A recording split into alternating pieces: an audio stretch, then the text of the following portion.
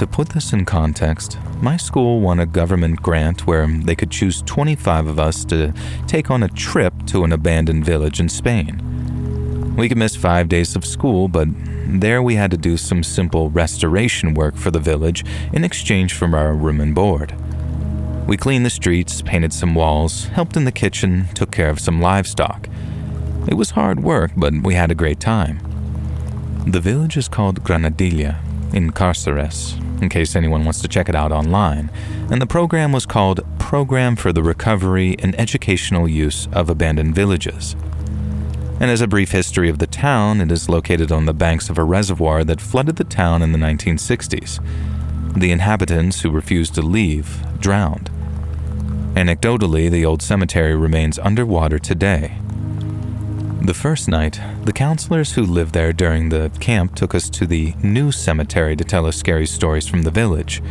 Ghosts, lovers who took their own lives in the old castle. We were all enchanted. Now, one of the counselors had even hidden behind the cemetery wall and would make noises and bang on the walls from time to time to scare us during the stories. Now, despite the scares, you could see everyone was having some fun. Suddenly, in the distance, a car appeared. It's a fairly inhospitable part of Spain, so the road had no streetlights. We only saw what our flashlights illuminated and now the headlights of that car. I remember the way the counselors looked at each other when they saw the car. Granadilla is far from any other town. There are no shops or houses nearby, and I think there was nothing for a 20-minute radius. That road only led to the town, and there were all of us who should have been there. 50 kids in total, us in another school, 4 teachers, and 3 counselors from the town. So who was driving at midnight on that road that leads to nowhere? The car drove very, very slowly almost to where we were standing. We all thought it was a joke from our instructors, but the truth is they were acting pretty good about it because we didn't see them smile or even break their temperament at any point. And they looked at the car in surprise and tried to continue telling the story. The car stopped near us, turned around, and went back the way it had come, disappearing again in the distance. We continued to giggle, thinking it was just a little skit to scare us. Now, a few minutes later, the car appeared again, but this time followed by another car.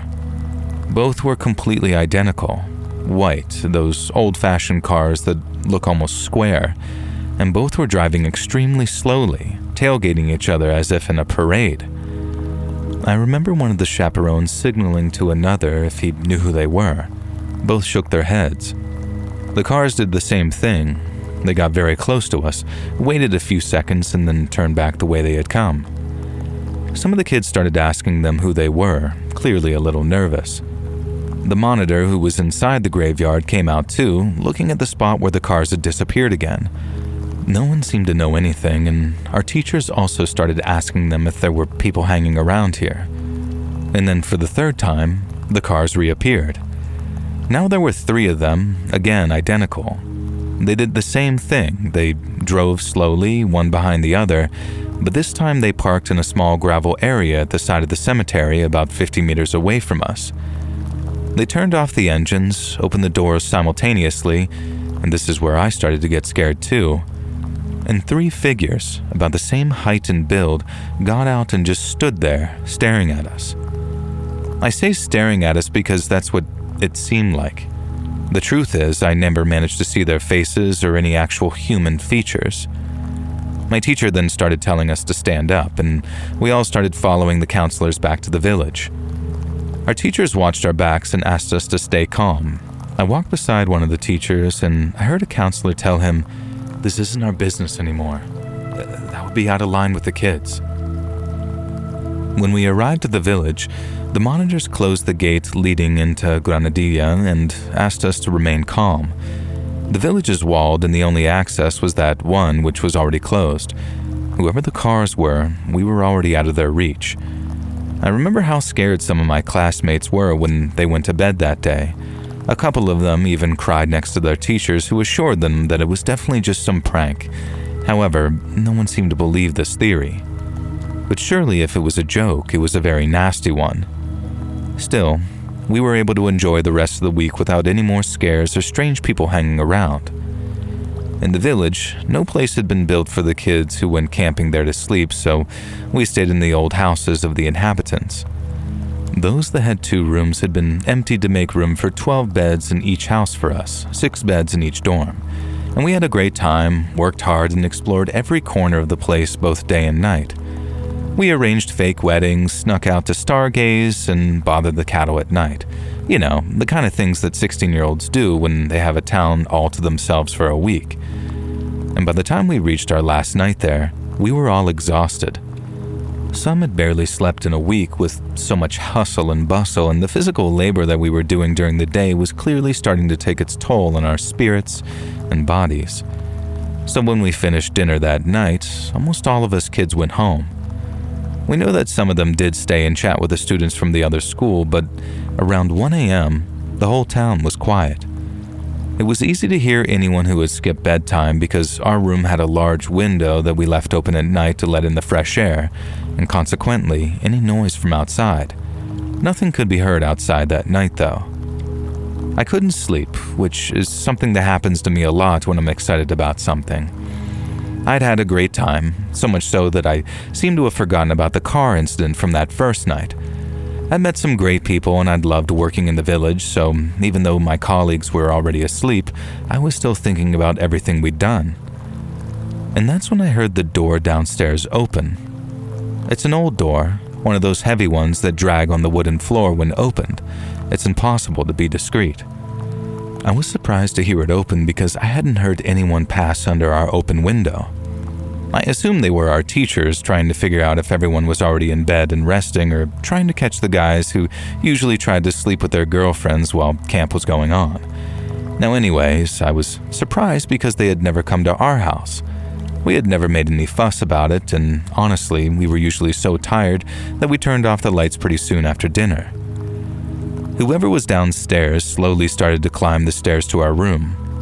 On the landing, there were 2 doors facing each other, the one belonging to the girls from the other school and ours.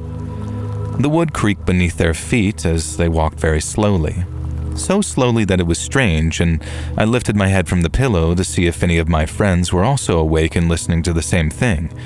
However, they all seemed to be asleep. The person reached the first floor, the bedroom floor, and paused for a moment. And then they began walking slowly toward our room. The door we had was as old as the house itself, and it didn't fit properly with the frame, and because of this, there was a gap of about 5 centimeters between the bottom edge and the floor, through which light was leaking through. The person was acting so strange that I sat up in bed trying to hear something. I looked at the doorway and saw 2 feet standing there. And the strange thing was that they were so close to the door that it seemed like the person behind it was leaning completely against the wood. I saw the handle move, though the door didn't open.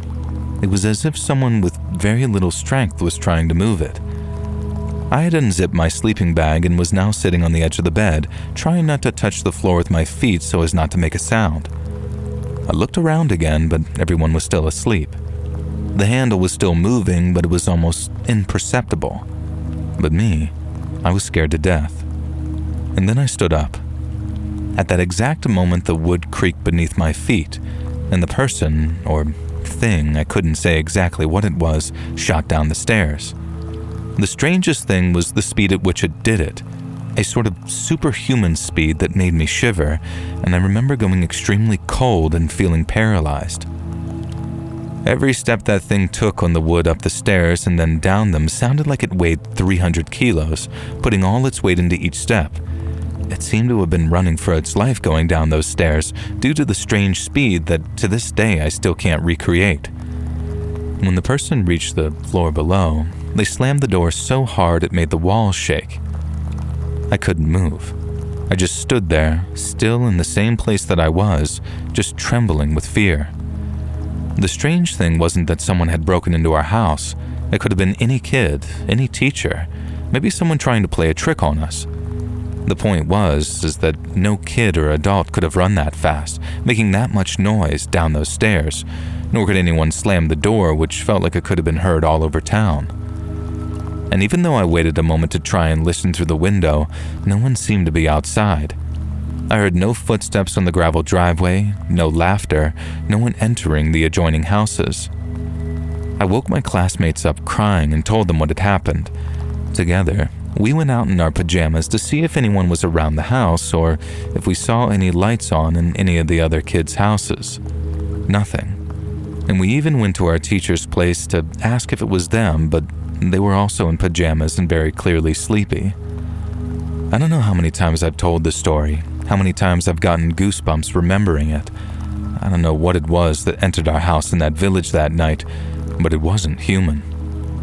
Years later, Granadilla appeared on a famous Spanish television program about paranormal events called Cuarto Milenio. They talked about spirits, entities that still roam the houses in that old castle.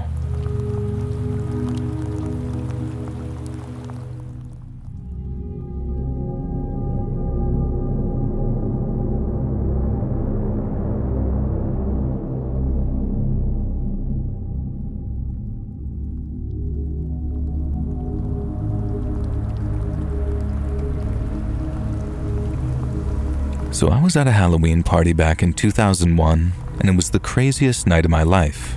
I'll never forget it, even though I kind of wish I could.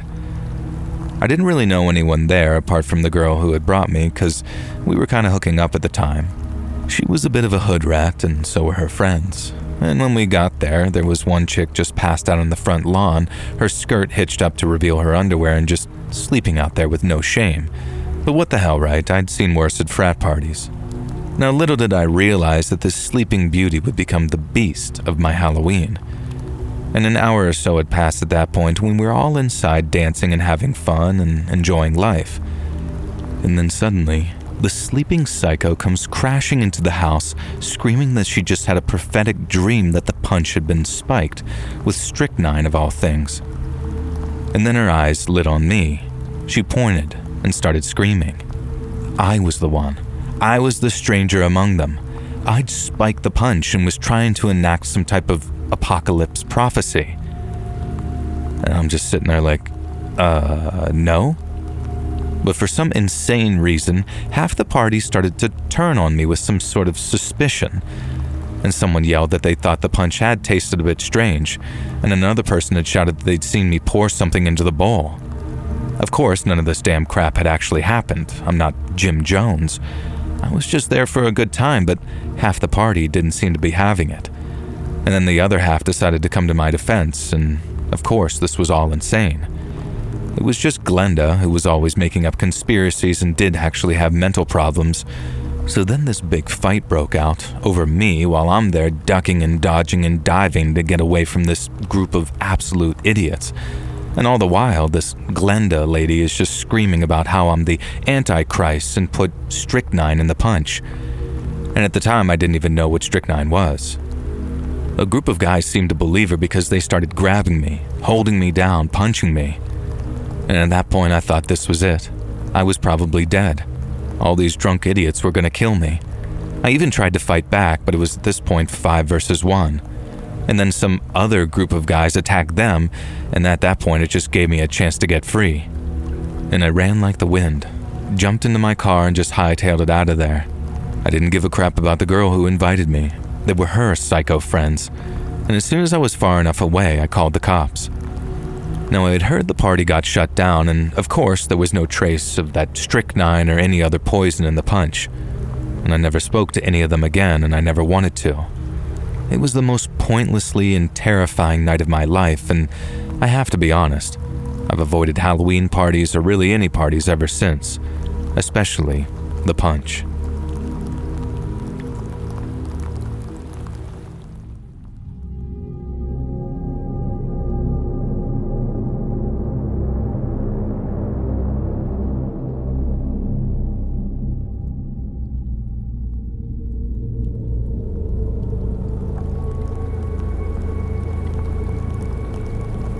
So long-time listener, first-time submission. And I notice a lot of them are longer form. Typically, I tell these two events separately, but they take place so close together, and they're so similar you might as well make one long story. Now, the side effect is that by the end of it, it's probably going to sound pretty far-fetched. A bit too much for some people, but I assure you, everything you're about to hear here actually happened to me. So I might as well start from the very beginning then. This all takes place in the early fall of 2003, probably starting sometime in September, but a couple of weeks go by. So I'm a high school senior, but don't have any driver's license yet. And I don't remember what the inspiration was, but my best friend Mark and I were on an urban exploration kick at the time. We'd been to some abandoned houses and barns and stuff like that, and there was even this place called the Underground Gas Station right down the street from school. It wasn't actually underground. It was a concept design from the 70s where it was hidden from the road with a ton of trees rather than in-your-face signage. It was pretty cool, but it's townhouses now. We were getting bored with the obvious stuff out there. We needed a better target. And somehow I landed on this place in the general area called Little People Village. And this is where the chain of events really kicks off. LPV itself isn't integral to what happens later, but it's worth talking about for a minute. I think I found it on an urban legends or creepy locations website, the same kind that you'd find Dudley Town on and various abandoned asylums. You should still be able to find pictures of it online today. That last part with asylums does come into play later though. Now anyway, the legend behind LPV was that it was this crazy artisan who built a tiny intricate stonework village in the woods. It also had an ominous stonework throne that felt out of place, like he was the ruler of the little people. And so the thing with the throne is that whoever sat on it got cursed and died 7 years later. Yeah, totally believable. Now the problem though, the description of the location for LPV was absolute trash back in 2003 from multiple sources. They were contradictory and vague, and it's much more accurate on modern sites. And that meant that we had a lot of ground to cover and locations to scout, which all does lead to Event 1, so just bear with me a second. Now eventually we found it several miles away from where we started. It's wedged in between the greenbelt next to a highway exit and high voltage power lines. Turns out it was a roadside attraction during the time of trolley lines and smaller parkways. The trolley line went defunct once the interstate popped up. It is quite creepy and you can see evidence of an old throughway. And yes, I sat on the throne. Now early in our search for LPV, a few exits further up that same interstate, we decided that this abandoned nursing home or hospice care complex was a fine alternative to turning up empty-handed on our main quest. Now the side quest it is, I guess.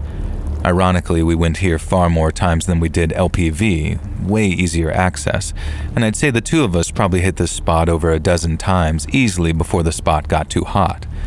And the encounter that I'm about to get to was somewhere in the middle of all of our visits.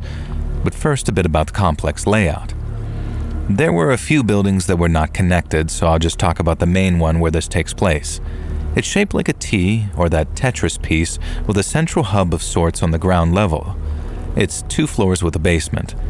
Each of the side wings have a stairwell, and the central one had the non-functional elevator.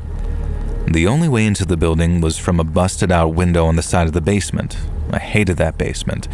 It gave me the creeps, man, and you get dumped in from the window into this huge open space with a piano, a stage, and these creepy murals on the wall. And they reminded me of the murals that you would see in Cold War-era communist Eastern Europe.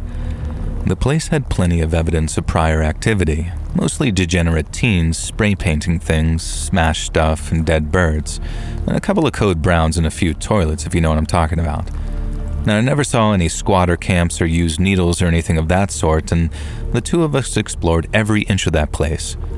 We knew all the nooks and crannies, the hidey holes, all of it.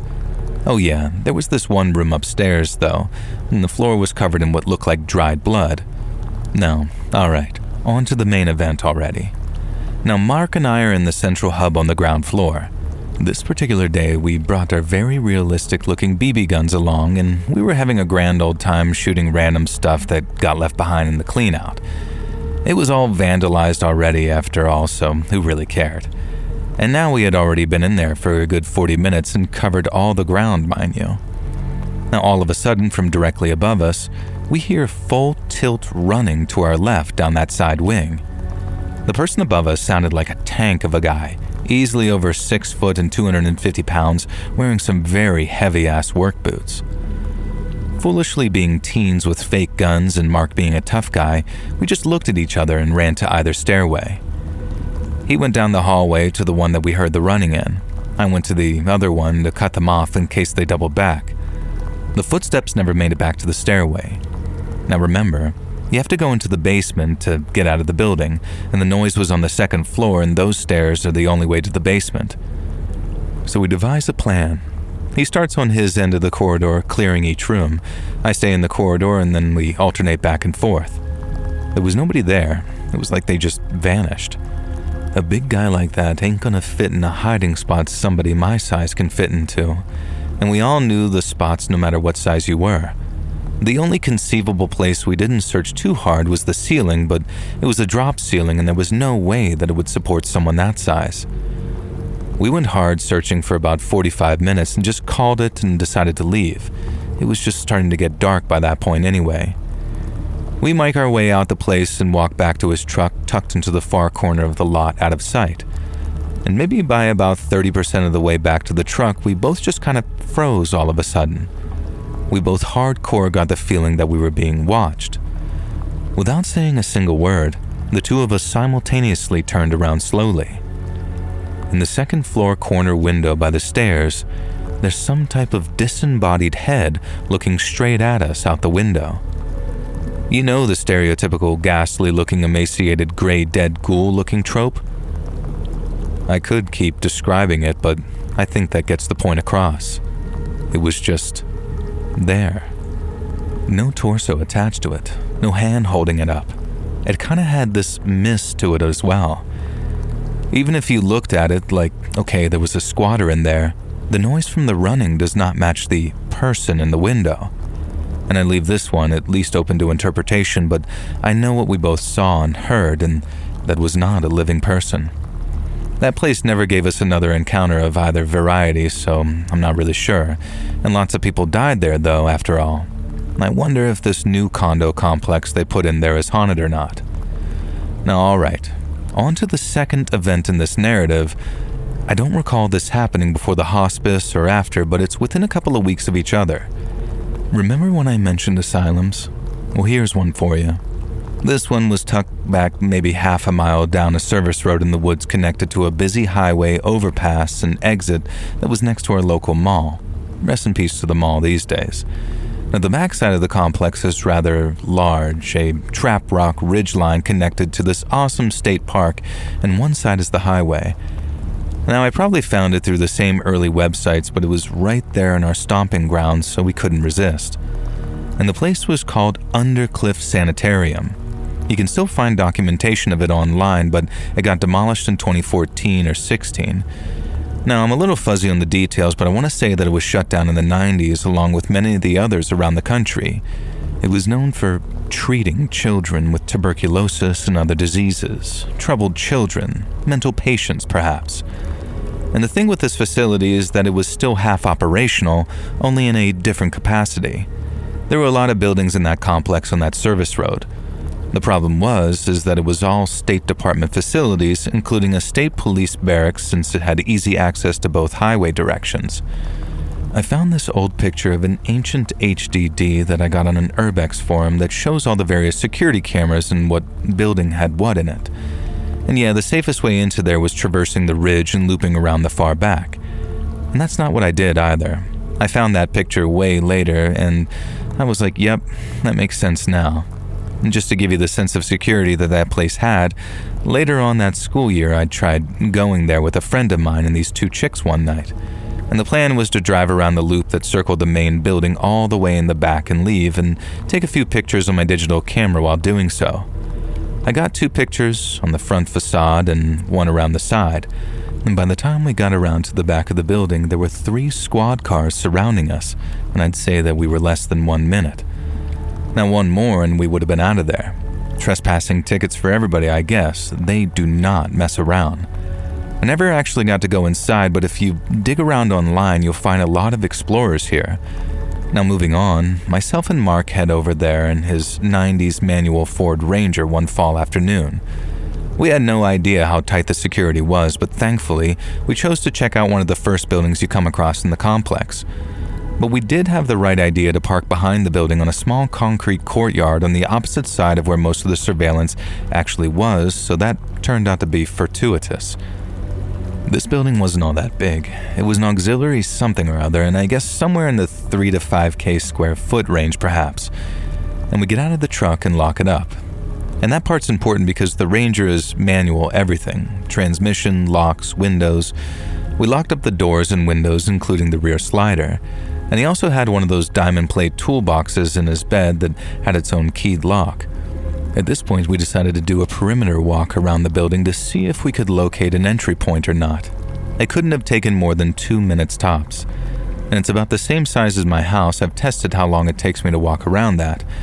And as we round the corner, having not found an easy entry point, we both stop dead in our tracks when we see the truck. Whatever could have opened up on that Ranger was wide open. I'm talking all the windows, doors, tailgate, toolbox, hood, glove box, center console. There simply wasn't enough time for somebody to have picked all of that and then disappeared. The general area wasn't exactly the best. There were some hood projects down the street, but that wasn't it, as we're like a quarter mile into the woods. Not only that, but I would have expected to get robbed too. It wasn't the cops either, as I illustrated earlier. We both decided to just get the F out of there, as all of this was just too weird. When we got back to the house, I went on what was called my command center to do a little clickety-clacketing online, and I found this website that I hadn't seen on Undercliff. You can still find this info up today, and upon reading the site that afternoon, I had my holy crap moment. There were some stories on there, man. One of them was exactly what happened to us like an hour prior, to a T. And I'm thinking, dude, come on here. You have to read this. So in our case, the long and short of it is maybe in the 1930s, there was some kid who was stabbed to death with a shank by other kids who were at the facility in that courtyard that we parked on. I think the accounts mentioned mischievous activity in that area for the most part. And once I found that picture with a security detail that had an aerial view of the complex, I confirmed that the building we parked next to would be the only one that fit the story in the facility.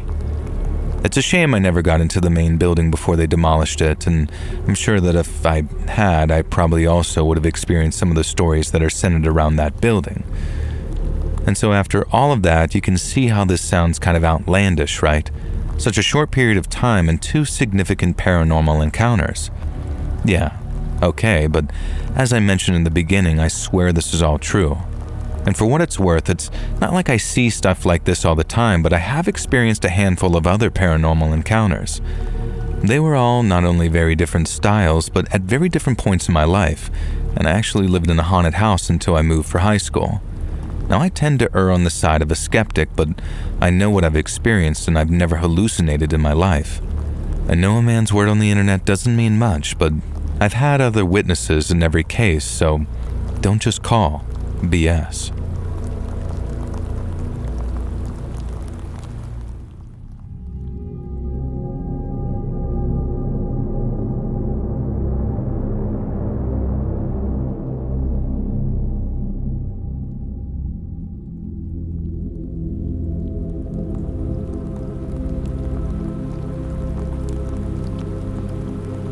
So I grew up in a pretty fundamentalist Christian town. Now I know what you're thinking. Christian communities like that get kind of a bad rap. Look, all I can share is my experience, and I grew up with strong morals, a strict but fair set of rules guiding me, and an understanding and loving of the teachings of Christ that I genuinely believe can make the world a better place if followed properly. Now I'm not here to have some theological argument though, but I want to set the scene that I lived in a very traditionally churchy town. I still live there now, and I'm proud to raise my kids here, and that's all I'll say. No, I'm not here to convert anyone else. Free will means that you can believe what you want. That's the beauty of it. But it is important to the story that you understand that from a very young age, I had a strong, willing faith in Christ that I and everyone around me celebrated. Now, we also went completely all out for Halloween. Now, our town, back in the 1980s, genuinely won awards for our parades and decorations. Now, you see, we don't believe that you should shy away from Satan and the demonic. You should confront it, parody it, make fun of it. That's what Halloween is all about to a lot of Christians, and while it has its roots in pagan culture, I actually believe that the way some Christians have adopted it is a legitimately beautiful thing. All this to say, the annual children's Halloween party held at the church hall was a huge gosh darn deal for us local kids. We got to dress up as spooky, scary skeletons, ghosts, witches, beasts. We did draw the line at devils and demons, but I don't know if that was a rule or just an unspoken thing that we just simply didn't want to portray ourselves as directly satanic. But the lore, sort of, was that the townsfolk decorated the place all spooky-like, and if any real evil came to town, then they'd see all this and think, we're not welcome here. We knew it was all metaphorical and silly and a chance to let loose, but I think it was a genuinely nice lesson that our town elders came up with. Halloween was a Saturday that year. I was dressed as a vampire. My buddy, Billy Ukes, decided that he had to go as the Ultimate Warrior from WWF, and it was called that back then, so that brought on a few chuckles. Now, Sally Simpson was a witch, but the good kind. Sammy Hall was a classic skeleton, and you get it. The party, which, as I mentioned, was being held in the church hall, had some sandwiches, little cakes, party rings, jelly and ice cream, and everything a kid's party would actually have. It was decorated with paper bats and pumpkins, and there had even been a pumpkin carving contest that the mayor of the town, who I'll call Mr. Watkins, was going to judge later in the afternoon. And the event was mostly for the kids, but a lot of the adults attended too. It was a real community event. Now, I remember Derek Rogers, the then owner of the local bar, his son still owns it to this day, carried around this sound system down to the church hall and acted as a sort of DJ, playing classic Halloween hits like the Monster Mash and whatever other Halloween songs might have existed back then. I don't really remember too much about the music because Derek Rogers didn't get too far into his set before, I'll just call, the event happened. Now, we were all dancing and jiving and having fun in the middle of the church hall when suddenly, out of the blue, there was a huge crash and an explosion of stone and wood. People started screaming and running away from the direction of that sound. Me, I was just sort of standing there, frozen like some fool. A gosh darn truck, complete with wicked-looking metal roll bars on the front, had just crashed through the side of the church hall. I recognized the truck. It belonged to the handyman that I'd seen around town recently, and he was a newcomer, and we all noticed newcomers. I'd heard my mom and pops talk about how he spent almost all of his spare hours, when he wasn't doing odd jobs for cash, praying in the church. Nobody really knew where he lived, and they said maybe he just lived in his truck. He yelled at me one time when I'd been walking past his truck parked on the sidewalk where I was painting Widow Young's front porch. And he told me to get away from his goddamn property, and he knew what us young spawn of the devil were like. And he used language that I don't think no God-fearing man should actually use, especially to a kid, but I figured God must love him because he had a cross tattooed over his heart, which you could see when he was doing his labor. Now, though, he was leaping out of this truck, stumbling over the debris, and pointing at us kids. In one of his hands, he held some rusty tire iron, and I can't remember what he said word for word, but it was something like, "Spawns of Satan, little demons. I knew you were infesting the town with your effing evil, your goblins, and I can see through the masks you wear, and you're all gonna die." Of course, this made most of the kids start screaming, crying, running to their parents at the back of the room, and everyone was still a little shell-shocked from the truck coming crashing through the church hall wall, and most of the kids were younger than me and my friends. We were 8 and 9, and most of them were 5 or 6-year-olds. Now, my protector instincts kicked in at that moment, and I spat out my little vampire fangs that I was wearing, which were annoying as heck anyway, and I definitely yelled at this handyman. "We ain't no evildoers, sir. We love Jesus just like you do." I might have been a little delirious given the situation. Then he said something I did not expect. He said that our town was infested with evil because we allowed... Well, let's just say I can't repeat what he said, but they were certain racial slurs that implied that he did not believe non-white people should be allowed to live in our town. Then this absolute weirdo rips his shirt off, and I saw that he had some other tattoos which were sort of cross-shaped, but not, and I think you can probably imagine the design that I'm talking about. So there I was, an 8-year-old kid facing down some racist who represented everything that I and Christ himself stood against. My little hands balled up into fists, and this handyman stared at me, totally fixated on me as he took one step towards me, and then another. I heard the sound of a gun being cocked, and then another, and then another. 7 of the adults had finally arrived on the scene. White, black, Latino, a multicultural mix of the beloved members of our community, our loved ones, the people this hateful man who'd risked killing a group of kids had decided were evil. One of the folks was my own dad. He put a hand on my shoulder and gently guided me behind him, whispering that I'd done good. And 7 guns were trained on this guy. I prayed to God, prayed harder than I ever had in my life that he wouldn't be stupid enough to charge at them and cause a firefight. I said the prayer, first under my breath and then louder and louder. "Jesus, forgive this man," I said. My mom had run up from behind and was trying to drag me away in case things did get violent, but I kept praying. And this handyman raised his tire iron, and he seemed like he was going to charge them. And then a gun went off. It was my dad's gun. And Dad had never been a good shot until Carl had always teased him for it, and to this day, I don't know if Dad's aim was true or off the mark, and he claims that he hit exactly where he had wanted to hit. And that bullet hit the handyman right in the hand holding the tire iron. Immediately, he dropped the weapon and began howling in pain. Dad just kind of stood there, frozen, while the other gun-toting townsfolk ran in, kicked the handyman's legs out from under him, and then held him forcibly at gunpoint until the sheriff's backup finally arrived. This handyman was arrested, charged, and sent to prison upstate. Now, I don't know exactly what the charges were brought on him, and I don't really want to know.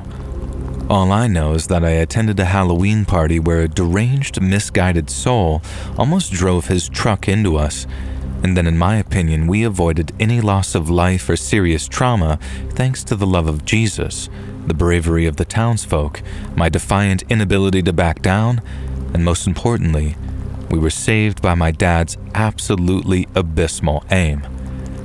And this was near 40 years ago, and the old man's still around.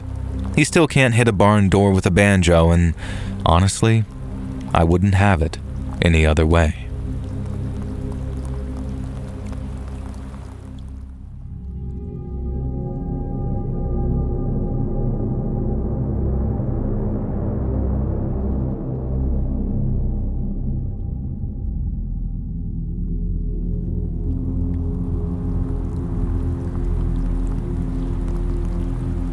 So I grew up raised on Christian values, even attending Catholic private school for a couple of years. And despite this, I was a standout problem child and never really believed any of it at all. I found some of the stories from the Bible interesting, but nobody in my family really forced the religion on me. I just happened to be within a family that held mild Christian values. And with that being said, none of them were really devout Christians themselves. This is important because it should be understood that I was quite aware of Christian beliefs, but never actually took them as truth. Now let's just jump forward now to my teenage years where this all began. At the age of 12, I was engaged with all things mystical and mysterious. I read books and browsed websites and everything between ancient aliens, conspiracies, ghosts, mediums, witchcraft, Illuminati, and the demonic. And this was around 2003/4, so just past the turn of the millennium. All of these things were of great interest to me, but I had no actual evidence or reason to believe any of it. It wasn't until my family had made the decision to move that these things became more viable. My parents had locked in on a house that they thought was perfect for us and were close to closing the deal. My mother wanted her mother, my grandma, to come approve of it first. And while I ran around the empty rooms trying to decide where I would have my bedroom, my mother showed my grandmother around. After the tour was given, my grandmother felt uneasy about the house, specifically the second floor. She didn't like the way that it was set up and worried what would happen if there was a fire while me and my sibling were up there. And this wasn't enough of a reason to deter my mother, though. And after they checked over the potential new home, we proceeded to head back to the car. While on the drive, my mother mentioned to my grandma how she was weirded out because she could have sworn that she saw a little girl staring at her from the second floor window. Now, this led my parents to investigating the history of this house, and they had found to their amazement that there was in fact a fire on the second floor of this house many years prior, and that a young girl had perished in those flames. And with that said, That strange coincidence was not enough to stop them from trying to buy the house. It was actually the fact that upon inspection there was found to be a roach infestation, and my mother would not have any part of that, and this led us to finding our actual new home in another nearby town. This house was approved of much quicker and had the okay of my grandmother as well. So a couple of business days go by and we are pretty much all moved in and set at our new home, and this is when we get a knock at our door. Turns out it was the woman who had previously lived there who sold us the house. She wanted to pass a message on to us. The message being that her mother had died in the house and that she would occasionally appear, but that we shouldn't worry because she was friendly and was just attached to the house. Now, we will keep this on the back burner for now. Now, cut to a few weeks later, I had made a new best friend who lived down the street from me. My house number was 112 and his was 12, and I thought that was pretty cool, but no special meaning there. Now, it wasn't long before I became close with this family, and they in turn became close with my parents. We would regularly visit each other's homes for get-togethers. The first get-together we had, my friend's parents asked mine about the move, where my parents filled them in on the details. And this is where things got a little strange. To our surprise, my friend's family actually lived in the house that we were looking at prior for a good decade.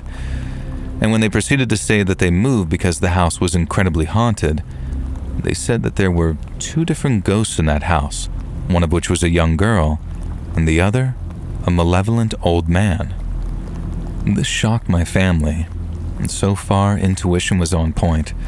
My friend had 3 older brothers, 2 younger brothers, and 2 younger sisters, one of whom they adopted, and they also ran a daycare out of their house, so it was quite packed on the daily.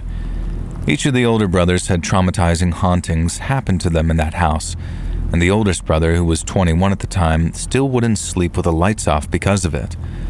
And this was the first point in my life where I've seen multiple people confirming and agreeing upon spiritual activities in a real capacity. Now let's jump forward to about the age of 14. Now, following my same interests, I was fascinated with the ideas of ghosts and spirits. I wanted nothing more than to interact with them in some way or another, but despite the past mentionings, I myself hadn't seen one single shred of their existence.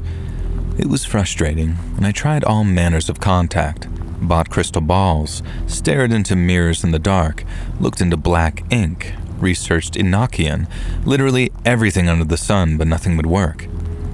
And this is until I opened a Ouija board on my 15th Christmas. And there is one message to take from this entire thing is that I tell you from the bottom of my soul, do not engage with a Ouija board, period. I didn't immediately use it, but one day my friend and I were chilling per usual, and I had remembered the new Ouija board that I had gotten for Christmas. I asked him if he wanted to use it with me, and he hesitantly said yes. I made him go down into the basement with me because where else would be the perfect place to use it? I had just opened the box and placed the board when my friend chickened out on me. And I mocked him and told him, I'm gonna do it by myself then. And I placed the little piece of the board and proceeded to ask it questions, but to no avail. Nothing. I was extremely disappointed, and I thought for sure that it was going to be it, but no. I put it back in the box and brought it upstairs, and that was that. Or so I thought. But boy was I wrong as wrong could be. Immediately over the next couple of days, I started experiencing things that were unusual. Simple things at first, like lights being funny, my dogs acting strange, objects and doors moving. This, however, was spectacular to me. I had no fear whatsoever. If anything, I was extremely excited and more into the occult than ever. I thought that this is it, what I've been waiting for, paranormal activities. And these types of things continue for the next couple of years steadily. And then it finally happened that I saw my first ghost ever. I was 16 at this point, and I had been making my way from the kitchen through the dining room towards the living room. And while I was gapping between the kitchen and dining room, I had seen what I thought was my mother walking towards the kitchen from the connecting hallway. I took note in my peripheral of her pink dress, which threw me off a bit because my mother normally doesn't wear such a thing. It wasn't until I made my way through the dining room to the living room where I had seen my mother and father sitting on the couch watching a movie. This instantly made me take 5 because I realized my mother not only was not wearing a pink dress, but was not in the hallway going to the kitchen. I proclaimed to my parents instantly of the shock and surprise that I was in, but they just sort of shrugged it off and continued with the movie. I didn't press the issue because I was now elated with the fact that I had actually seen a ghost, and I had instantly presumed it to be the prior owner's deceased mother. I would go on to look at her as a guardian spirit of the house, so to speak, though I never did see her again. And this event was ultimately a bad thing because it put me more at ease with the idea of communication with the dead. I took her spirits as an example of what all spiritual beings would be like, which pushed me further into looking for such things. However, over the next 2 years, things progressed for the worse. I developed insomnia. There would be random spots in the house that would make your blood run cold. Doors would knock over and over, and things would be thrown out of closets and off dressers and shelves. One of the more creepier occurrences would be electronics acting without electricity. Dolls would speak their recorded sounds on cue without batteries, because I had taken the batteries out of all such things to try and prevent this, and lights would go on and off repeatedly. I'd even have TVs go white static and start blasting max volume. I would unplug them, and it would stay on and go louder, and this scared the straight crap out of me, literally getting chills through my body reminiscing about this right now. And these weren't things where I would question other possibilities. These were things seen as nothing other than what they were, impossibilities. And there was one night in particular where it clicked and the fear had taken permanently a hold of me. I hadn't recently at the time gotten into the Harry Potter books. I'm a big reader as a youngster, and I was sitting on the couch in my basement, which was now redone as a TV room, where lots of things would happen. I had one of those little bendy lamps used for reading books as my only illumination. And I was thinking to myself how great these books are and how I thought it was funny people at the time thought that they were the devil. And I kid you not, as I'm in this thought process, the light bulb explodes, projecting the glass of shards at me. Luckily, no harm was done, but I instantly hopped up in fear and ran out of my basement to escape the dark. I flew up the basement stairs where dolls started going off. Some bins of toys were kept under these stairs and the fear jolted in me. I sprinted even faster and finally opened the basement door and reached for the hallway light switch in front of me, flicking it as quick as I could. Again, I kid you not, as soon as I did, the hallway bulb exploded. At this point, I'm thinking, there's no freaking way any of this is happening right now. And this has happened 2 more times again in the living room and once more on the second floor once I made my way up those stairs. 4 light bulbs exploded in total. Now again, I'm quite rational despite these things. I am aware that this could be a very coincidental electrical wiring problem, but everything that ultimately happened says otherwise. I made it to my bedroom on the second floor where things normaled out and I finally had light. And it was at this point in life where these experiences were taking a huge toll on me, really ramping up my insomnia. I was in constant fear while at home due to these things happening left and right, and some of the things so common I barely batted a lash at them. Now before we get to the big one that I want to give just a few more descriptors of everyday occurrences at this point. And while laying in bed, I would do everything in my power to avoid looking at my closet, which had a nasty habit of opening wide so I would be gazing straight into a dark void. And before you say draft, I might add that I would lock and blockade it regularly. And no matter what I did, this freaking door would push itself wide open, moving whatever blocked it right out of the way. And it got so bad that I tried bargaining with it, telling it was free to do what it wanted as long as it wouldn't open on me while I was trying to sleep. I'm 33 now, and I tell you as a well-rounded adult that this was not mind tricks. And it's not every night, but quite a few of them, I would feel things crawling beside me onto my bed.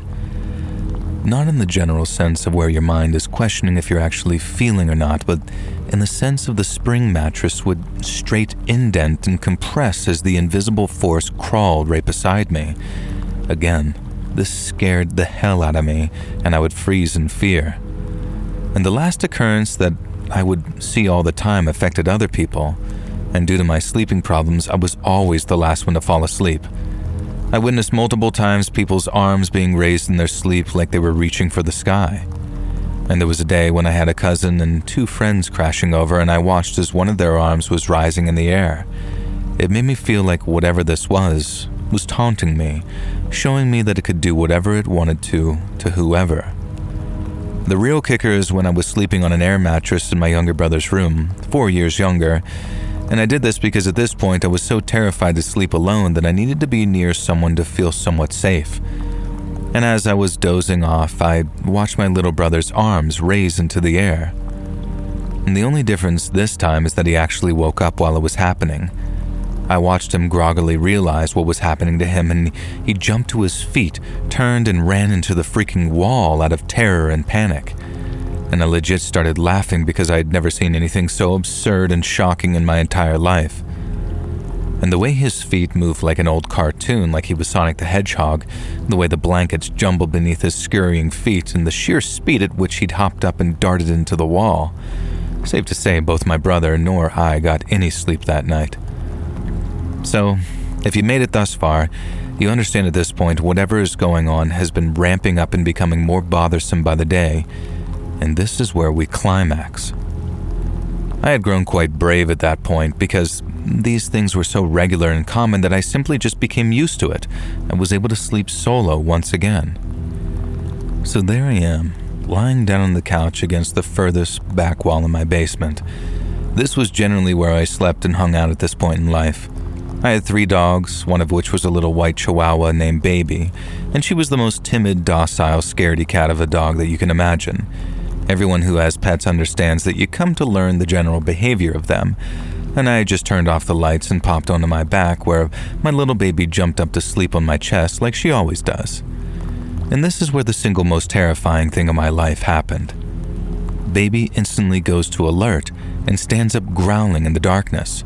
She does not ever act like this, and her fur is raised and her fangs are bared. I can immediately perceive that this little dog is trying to defend me from something despite her tiny stature.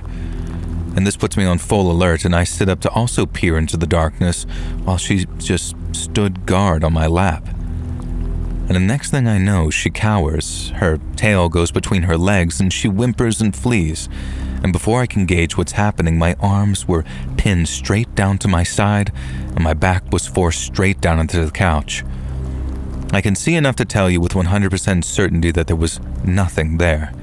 While forced down, it feels as if I was pushed 5 feet through the couch, like my soul was straight pushed out of my body. And I was so consumed by fear that there wasn't a single thought in my head other than static and panic. And it seemed like forever. But in reality, it was probably only 10 seconds. And as soon as this force let go of me, I hopped straight up in my undies and darted through the darkness toward the stairs. And this is the part that I want to make crystal clear because this right here is the part that you never want to experience. Those who think the paranormal and ghosts are cool have not experienced the sensation I am about to describe. I tell you, I felt a tangible hatred that was unlike anything I've ever felt. It was the feeling of something that hated every fiber of your being and wanted nothing more than to destroy every last bit of you in the most malevolent way possible. It was inhuman, the sensation. It was in this moment I understood hell is real, and this was something from there. There was no doubt in my mind. It was a sense of knowing, absolutely. It was the predator, and you were the prey. I scrambled room to room in my house, and just like before, every light bulb started shattering, and I just couldn't escape the darkness. I made it to the 2nd floor and burst into my parents' room screaming. And I swear on everything that they would just not wake up. I shook them and yelled. Nothing. I then ran to the only other person in the house at the time, my little brother. Same thing. He would not wake, and it was like trying to shake somebody out of a coma.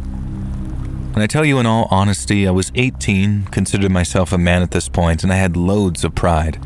Still, this did not stop me from hopping right into my brother's bed next to him, pulling the blanket over me. Now you would think at this point that I was safe. No. This thing repeated what it did in the basement. It took hold of my body over and over, and I could feel my mind breaking and my soul dying right in my very body. After the 10th time, I was just completely hopeless. I had almost given in to defeat and on the verge of being scared to death and just demolished by these demons. And this was when I remembered something I heard many times from my Christian upbringing. Pray to Jesus. And I swear to you on my eternal soul and all that I love and hold dear, the moment that I cried out to Jesus, this stuff stopped on a dime. 15 years has passed at this point, and I've not experienced a single thing mentioned ever again. And I haven't even come close to getting the feeling that something paranormal is near me. Every single bit of the experience has vanished. And for the next year straight, I started praying at night, spending at least 15 minutes per night before going to bed through all my prayers. And though I don't pray as much, and I am every bit as faithful, if not more, at this point in my life, however, that's not the complete end to this saga. The very next morning, I tried to explain to my parents what had happened. Now, I can't say that they fully believed me, but they at least listened enough to help me out. I thought about how it all seemed to start when I first used that Ouija board, which led me to doing a quick online search of how to dispose of those kinds of things because I did not want that thing or portal anywhere near me again. It said online that the only way to truly close a Ouija board is to burn it. And so that same day, my parents and I brought it out back to the fire pit. Now, I must say that I was hasty here and left the bidding to my parents because I didn't even want to look at that thing or be near it anymore. Funny enough, it was years later that I was regaling the events with my mother where she gave me a bit of surprising news. And she proceeded to tell me that she did in fact believe me because that day, unbeknownst to me, the Ouija board would not burn. She expressed how she and my father doused it with gasoline and it just sat there unscathed. They ultimately threw it out into the trash can and watched the dump truck take it away, and I figured that must have been good enough because again, nothing ever came back. And I like to imagine that it eventually got incinerated at the junkyard at some point. And that's pretty much the end of that, but I can still provide one more happening that I found quite coincidental. When speaking of my mother and father, it was really my mother and stepfather. I say this because when I finally told my blood father this ordeal, he went on to tell me all about how he was severely haunted in his youth, and similar to me was a non-believer who happened to call out to Jesus for help. Now, I can't say for certain, but this has led me to believe that there may in fact be some kind of hereditary thing going on here. And like I started out saying, I've not fabricated or embellished even one bit of this. I have pondered the thoughts of such things as mental disorders, but to that degree, I have two things to go against that. One, doctors have continually found my mental health to be fine, and two, no matter what the case, it stopped forever on the drop of a dime the moment that I called out to Christ. And there may be a few more things that I'm blanking on at the moment because I've been writing this for the past 2 hours or so, and I'm getting to that point where my brain is starting to fizzle, but I'm more than happy to take on and answer any questions about my demonic experience.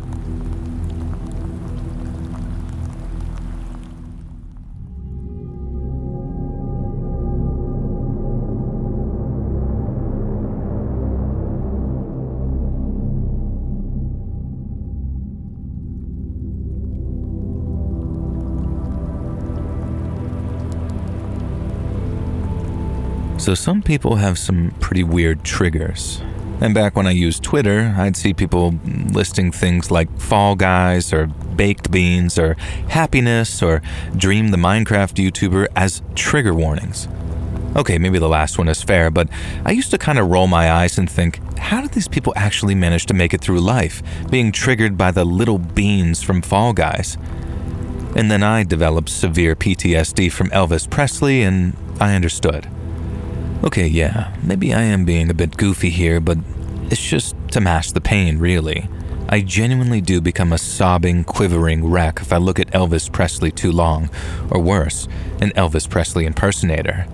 I'm not even exaggerating either. It began when I was invited to a Halloween party with a specific costume gimmick. That gimmick? Freaking Elvis. Entrance was $5, or if you came dressed as Elvis, you got in free. I did not have an Elvis costume, so I just paid the $5 entrance fee, and I'd say about half of the partygoers skipped the Elvis nonsense too, but that still left 30 or 40 poorly conceived Elvises who had not left the building. And I'm not great with super tight crowds, and the party was way busier than it should have been. It was held in someone's house, and I don't think they realized the draw that the Elvis gimmick would create. There were men trying their best to be the king. There were goofy Elvises dancing in their blue suede shoes. There were sexy Elvises, both female and male, and I even saw one girl using the anonymity of her Elvis mask to repeatedly flash her breasts. And I was glad that I'd shown up in sensible jeans and a strappy top. I can't go wrong with being boring, and I'd gotten a ride with a friend who doesn't drink, so I helped myself to a beer from the keg. I needed it to deal with the ongoing atmosphere. Oh yeah, I forgot to mention, as part of the Elvis Ween, guess what singer was playing constantly on the stereo? Absolutely no break from Elvis's greatest hits, playing on repeat via Spotify. And even after my first drink, I was deeply regretting being there, but my friend had wanted to come and she really loved Elvis. And when I decided to get my second drink, a short female Elvis stumbled up to me and handed me a red plastic cup of beer. She mumbled something about suspicious minds and sort of staggered off. Now, normally I would never accept a drink from a stranger, but even with the Elvis costume, I recognized her as another friend from college. Little did I realize that she wasn't saying suspicious minds, and she was trying to tell me that the drink was suspicious, and could I get rid of it for her? After the events of the party, I asked her why she handled it this way, and she could barely even remember. She said that she was drunk and scared that there was an Elvis who wouldn't leave her alone, and she was worried that her drink was spiked. Of course, being the buzzed idiot I was, and having sensory overload from so much Elvis, I just downed that drink. And I don't think it was roofied or anything. I've been roofied before, sadly, and it didn't feel like that. But there was something in that drink. Something that almost immediately started giving me a headache and the sweats. I started looking around for my friend, trying to tell her that I needed to go and that I really didn't feel good. And that's when I saw him, the most realistic-looking Elvis at the party.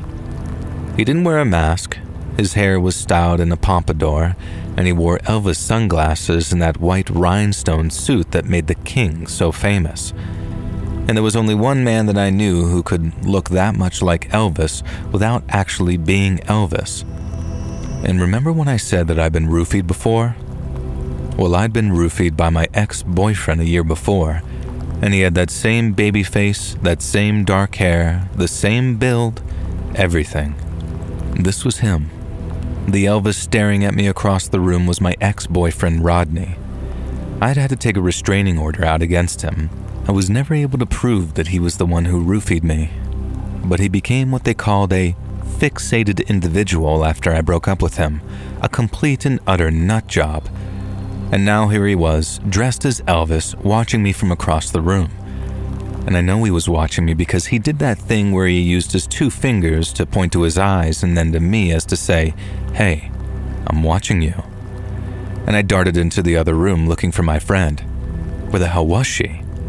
I squeezed through the crowd, shoving lesser Elvises left and right, and people started yelling at me, telling me to watch it. But I could feel evil Elvis's eyes on me. And sure enough, when I looked around, there he was, slowly walking through the crowd like Michael Myers or some crap, but a perfect depiction of Elvis. I ducked into another room. What was this house, I thought? Why were there so many rooms and so many people dressed as Elvis? Was this even real? Or the drugs from the drink playing havoc with my system? I couldn't really tell in the moment, but I knew that I had to get out of there. The Elvis was still pursuing me, and I tried to tell myself that it was just the drugs and alcohol, but he was slowly following me. And I think that I must have just kept looping around the house, barely coherent because he always seemed to be there. Eventually, I found myself outside in the front yard. More Elvises milled around and music was playing from some type of outdoor system. I turned to the front door and evil Elvis stood there. There was no mistaking it. It was my ex-boyfriend, Rod. He had this sort of knowing, smug grin on his face that was so familiar to me. The terror of him catching me was unspeakable.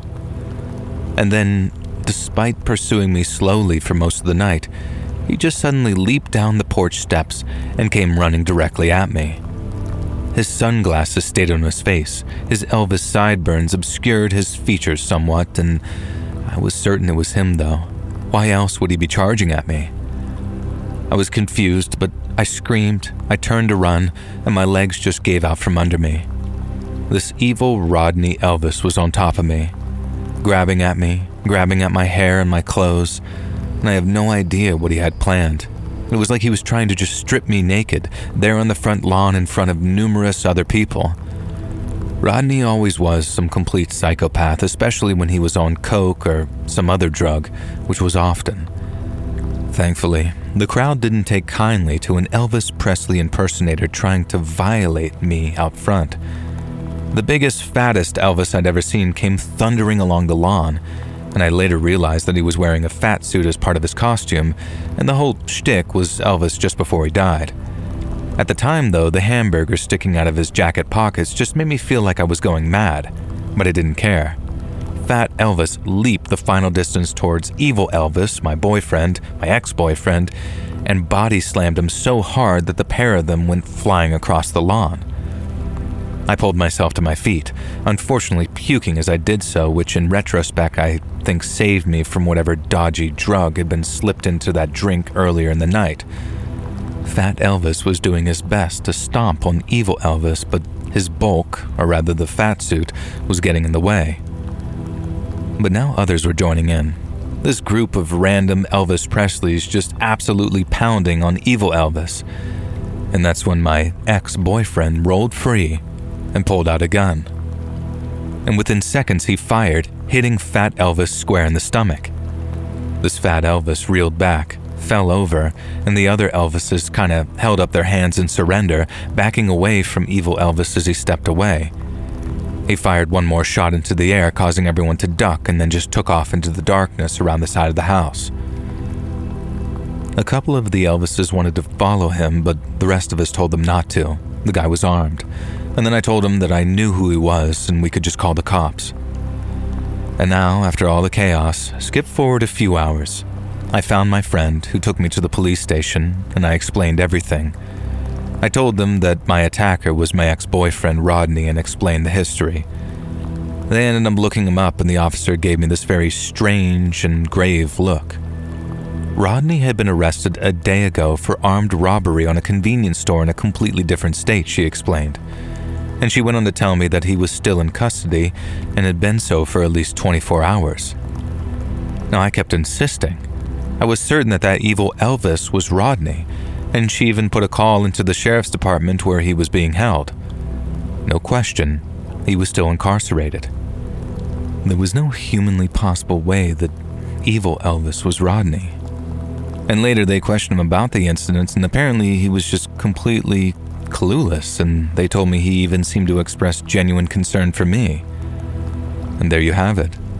A couple of years ago, I was stalked and attacked by an evil Elvis impersonator who appeared off in the night, and I have absolutely no idea who he was or why he targeted me. He looked so much like Rodney that I could swear that it was him, but there was no way it was. And so now, anytime I see anyone dressed like the king, even Elvis himself, I remember back to that Halloween party, and I think about what he tried to do to me and what could have happened. One piece of good news was that plus-size Elvis, like I mentioned, was wearing what turned out to be an extremely large and cumbersome fatsuit. He was a skinny guy, and that meant that the bullet from Elvis's handgun was actually blocked by all the foam in that costume. So, plus-size Elvis, who actually turned out to be a friend of mine from college under all that makeup and fatsuit, was absolutely fine. Now, I have no idea what became of evil Elvis. I'll scour the news for an Elvis impersonator committing violent crimes, but I've never found anything like that. And all I can hope is that he was just picked up for some other offense, and the only Elvis impersonation he's doing these days is hopefully the Jailhouse Rock.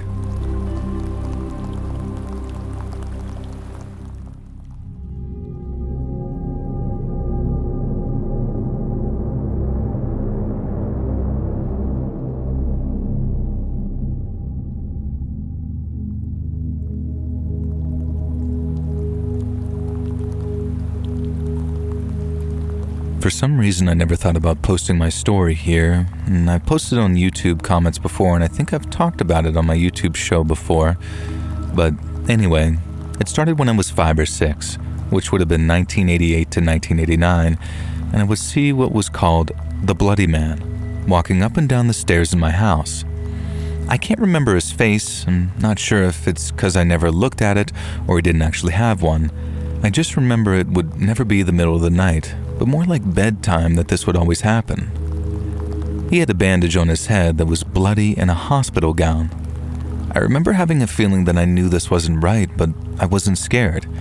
I'm not sure if the lack of fear was due to being told not to be scared somehow, or if I was just so young that I didn't know how to be scared. Now anyways, this person that I would come to learn later in life, was my uncle. He had been beaten in the head with a baseball bat, came home, brain swelled in his sleep, and was taken to the hospital by the family in the morning, where he died several days later. Now this was August of 1982, and I was born in December of 1983. There's much more to the story, both his life and that night itself, but I'll hold off on that for now. I saw the Bloody Man somewhere in the range of 15 to maybe 30 times, and then my mom and I moved out of there to get our own place, and this was my grandfather's house, and I was gone for 5 years. Around 12 or 13 years old, I moved back to that house, and while I never saw the Bloody Man again, it was far from the last paranormal encounter I would have in that home. And after being back around 5 to 6 months or so, one day I was showing my little sister how to play a Sonic the Hedgehog game, and as I'm explaining it to her, as clear as day, a female voice says her name. And my sister instantly got up and went to the door and said, "Yeah, Ma?" And I was frozen solid in fear. Now this was for 2 reasons. The first was that I knew for a fact that that wasn't my mom's voice that said my sister's name. It was my grandmother's, who had been dead for 10 years. The second thing I knew was that my little sister didn't seem to realize was the voice had not come from downstairs. It came from right at our feet by the foot of the bed. And I just sat there frozen in fear while my sister yelled for my mom, who of course said that she had been washing dishes and never called for her. My sister then sulked while walking back to the bed. "What's the matter?" I asked her, and she said, "I hate those stupid stairs. The Bloody Man is scary." So I started asking her who had told her about the Bloody Man, and was it any of my friends, etc., etc. And she was in shock that I knew who the Bloody Man was, and was crying for me to believe her that she really sees him, and none of my friends had spilled the secret to her. And she was about 5 at the time, same age I used to see him. The next part of the story involves all my friends. Every sleepover after hearing my grandmother's voice, my bedroom door started shaking. Thinking it might be my stepfather, we would open it as it was shaking and no one would be standing there. And upon realizing this, the shaking would terrify us. So every sleepover for about a year, the door would shake and these horrible claw-like scratching sounds would go down the door. My friends and I would fight to hide in the corner of the bed while it would happen. So if you're keeping count, that's me and my sister who both saw the Bloody Man and heard the female voice, and 3 of my friends who witnessed the shaking and clawing at the door. 5 people. But believe it or not, the last part of the story gets even crazier. We sold the house and moved a couple of cities over about a year later. One thing I forgot to mention is the reason I moved back at 12 and 13 is my grandfather had a bunch of mini strokes and was in a wheelchair, so my mom moved back in to take care of him. Well, after we moved away, I told my mom that it surprised me that she sold her childhood house, and she talked about all the bad memories that she had there that had replaced the good. And then she said, "Plus, Grampy started creeping me out towards the end." And it turns out he started telling her, "Your brother's still here. Every night, up and down those goddamn stairs. Up and down, up and down." He saw the, quote, Bloody Man, too. His son. But that's not the craziest part. About 7 to 8 years after selling the house, the guy that bought it saw my uncle in a gym and beelined it towards him, demanding to know what the hell is in that house. He, his wife, and 2 of his kids kept seeing Uncle around the house. I made it a point to walk by the house to try and catch someone coming out once I heard the gym story, and one day I caught the youngest son leaving. I introduced myself and asked him about what they saw, and he said he was too young at the time, but his mom, dad, and 2 brothers would always see my uncle behind them in mirrors in the house. They got rid of the mirrors and it stopped, he said. I don't quite understand that part because mirrors had nothing to do with it for me, but still, that's 3 people in my family, 3 friends, and 4 people of a different family that essentially saw the same thing or heard it. And I'd give anything to learn exactly what the heck went on in that house all those years.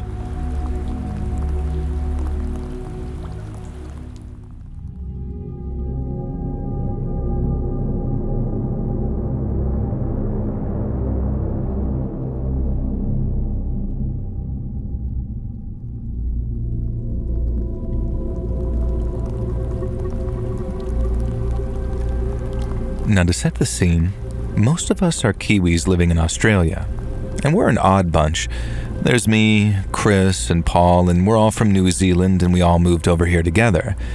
And then we met Rocky, an American bloke who just sort of gelled with us and became the missing member of our quartet. But we were lads who loved to party. We loved a lot of things, us, and didn't take life too seriously, and we weren't and aren't haters. But let's read, bro. I hate boats. I don't know if you've ever been on one. You're a YouTuber, so maybe you aspire to own a yacht or some crap like that, and have wild parties out on the deck where everyone gets drunk and imbibes substances. You know that Lonely Island song, I Want a Boat? It makes it look so much fun. Same as movies or shows where rich people go out on yachts and have a great time. Well, don't do it. It sucks. I didn't used to have a fear of open water, but I do now.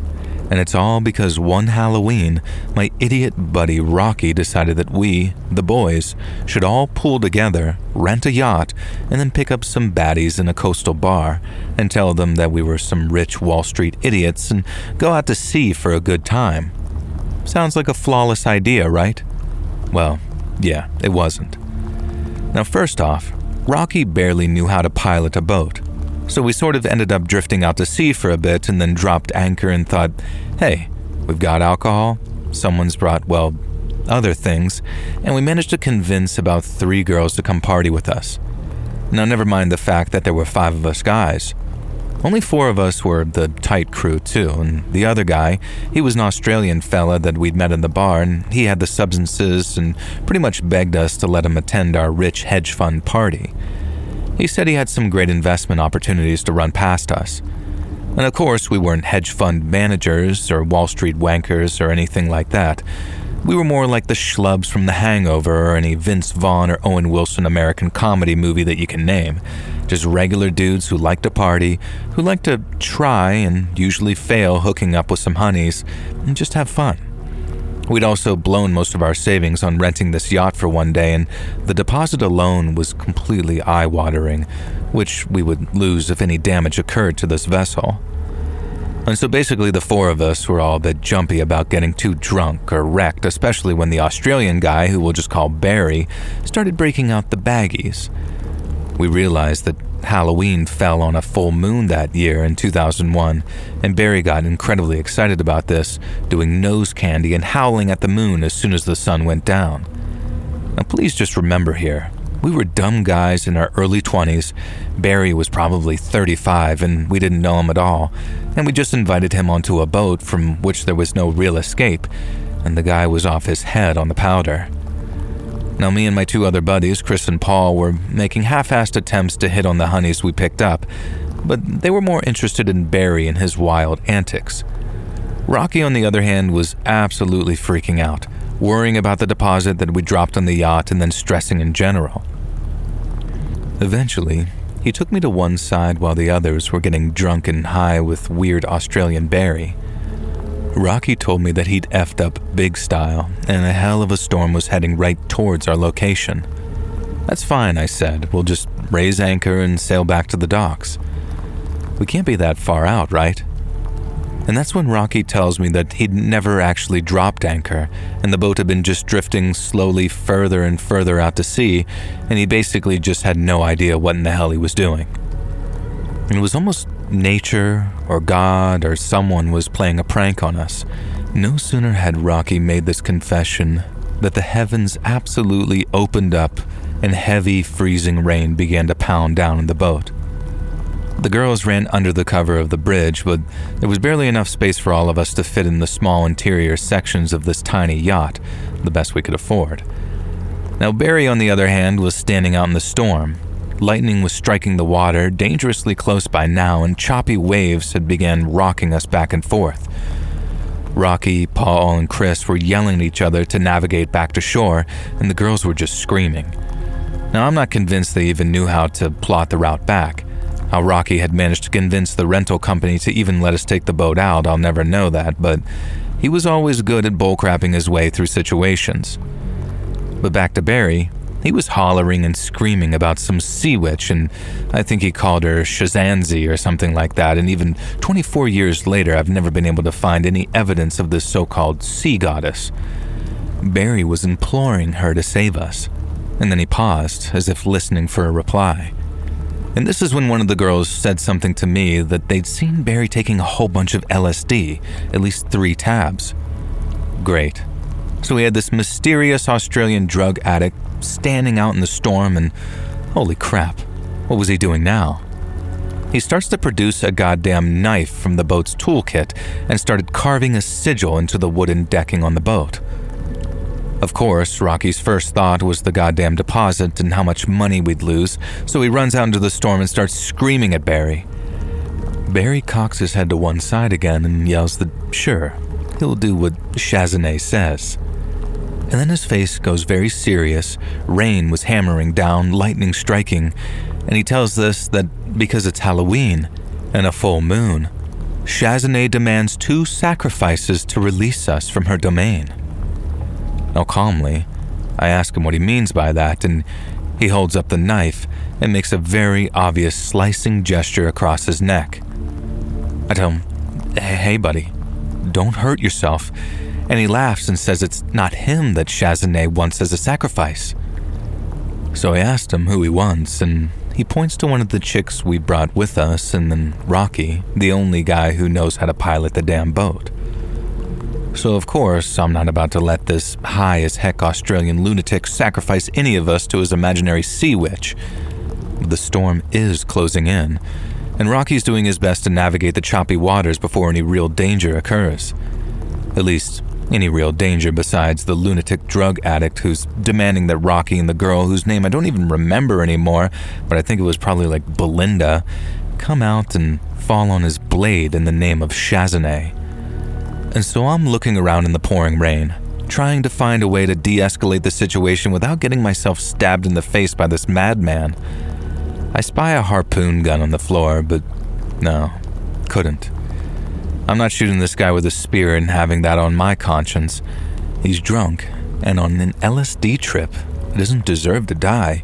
He seemed like a solid bloke before the sea witch sacrifice crap. Unfortunately, Barry saw me looking at the spear gun and decided to make a move for it, towards me with the knife. He said I wasn't the sacrifice Shazanay wanted, but he wouldn't let me get in the way of saving the world from the storm that would consume us all. According to him, that's what was going on.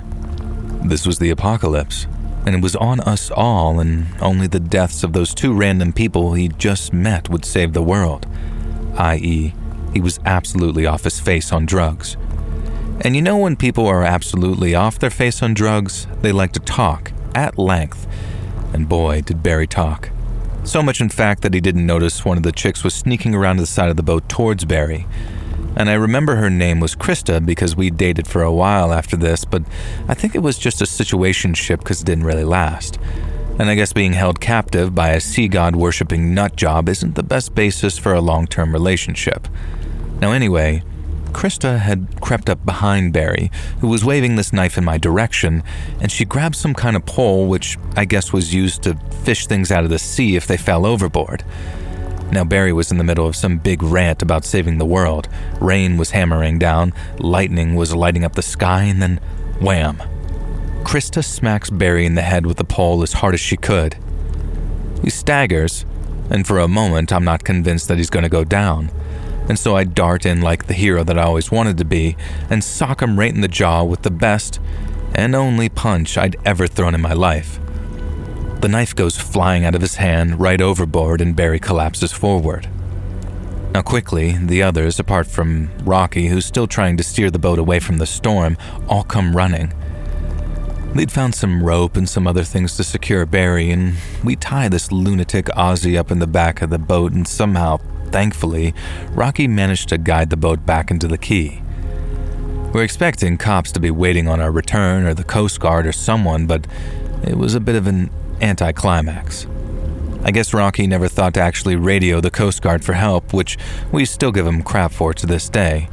And there was only one person waiting on that dock, and I could tell right away that she was the Karen type. Middle-aged, soaked to the skin, and looked like she was ready to call the manager. And thankfully, her anger was not directed at us. It was directed at Barry.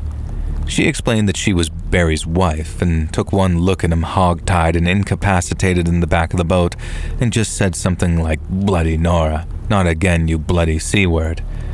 And before we could even protest, she just climbed on the boat, slapped Barry around in the face 6 ways from Sunday until he woke up, and then sort of marched him to a nearby car, throwing him into the back. Now I was kind of shocked to realize that she was driving a Bentley, and a pretty nice one at that. We thought she was going to do a runner, and one of my buddies was already writing down their registration plate. But then Karen came back and was surprisingly apologetic. Her excuse? Barry was having some type of midlife crisis and liked to party. We tried to explain that he'd been threatening to sacrifice a couple of us to some sea witch, and Karen just shrugged and said, yeah, he gets a bit weird on Halloween and on a full moon, so she quote-unquote wasn't surprised. Like, okay, lady, this guy sounds like he really isn't safe in modern society, maybe? But he wasn't our problem anymore. At least not when Karen pulled out her checkbook and wrote us a very sizable check to cover the damages that Barry had done to our boat, and any other trauma that we'd actually suffered. Now we're talking a 5-figure amount here, more than enough to buy our silence, as much as I'm ashamed to say it. And we made sure to plead with Karen to get her husband some help, and she kinda implied that it was an uphill struggle, but they were trying.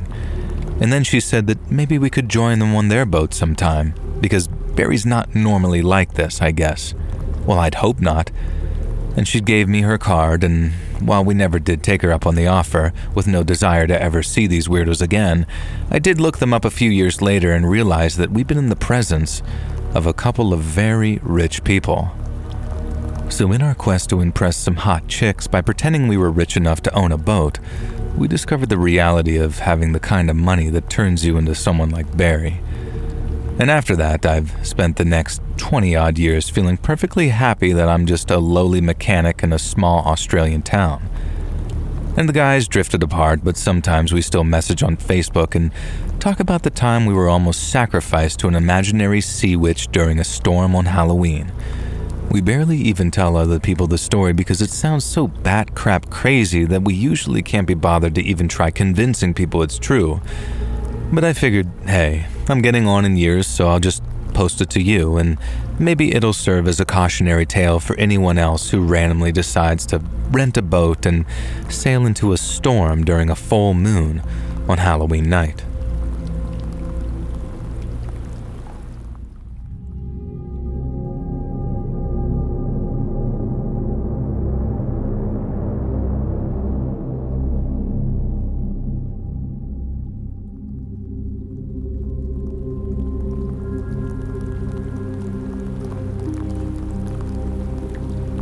So my girl and I encountered something very strange this weekend. So we trail run, and it's sort of become our thing. Now yesterday we found a trailhead that was up towards the mountains about 2 hours away from Seattle, pretty remote. So we left early and got to the trailhead at 8 a.m. The trail was particularly difficult, steep enough that we found ourselves walking pretty often, and in retrospect we should have been surprised by what we saw next. Midway through our run on a steep descent, we pass a lone hiker and think absolutely nothing about the encounter. Alone, maybe 65 to 70 and wearing all white. The clothes were modern, looked perfectly placed for today. Hiking pants, vest, hat, and she had one hiking pole and a backpack, all white. Again, modern clothes didn't stand out as strange, and we say hello and she says nothing back. We were running, so there was really nothing rude about it, and we just simply passed her. We continue, and it gets harder, but progress nearly 3 miles uphill, and we get to a point where the trail becomes an overgrown forest road in a small clearing. And at this point, the road begins to get very, very overgrown. So we crest a small ridge, and suddenly we see a hiker. It's been 30 minutes since we saw the older lady in white. Yet, here was a hiker with the same outfit. There were no folks in our trail, yet we'd swear that this was the same person. But that would be impossible, right? And the gravity of this didn't quite hit yet. So strangely, we ran past her again. We ran a couple of feet in front, at least, because at this point the road was entirely bushes and not passable, and so we turn around. So we walk past her a last time, and she says something like, "Seems like the trail ends here." It didn't feel eerie, yet in retrospect it was eerie. We ran back, and everything seemed normal until we reflected on why this lady was there. How could she have even made it there at all? We just ran 5 miles uphill, steep terrain, and so did this 70-year-old lady. It's been a one-way path, and there had been no other turns. The trail we were on at this point was completely overgrown, enough that we had to turn around, and why was she there? How did she get there? Was she the same lady? And when we turned around and ran back that same trail, we never ran into the first hiker.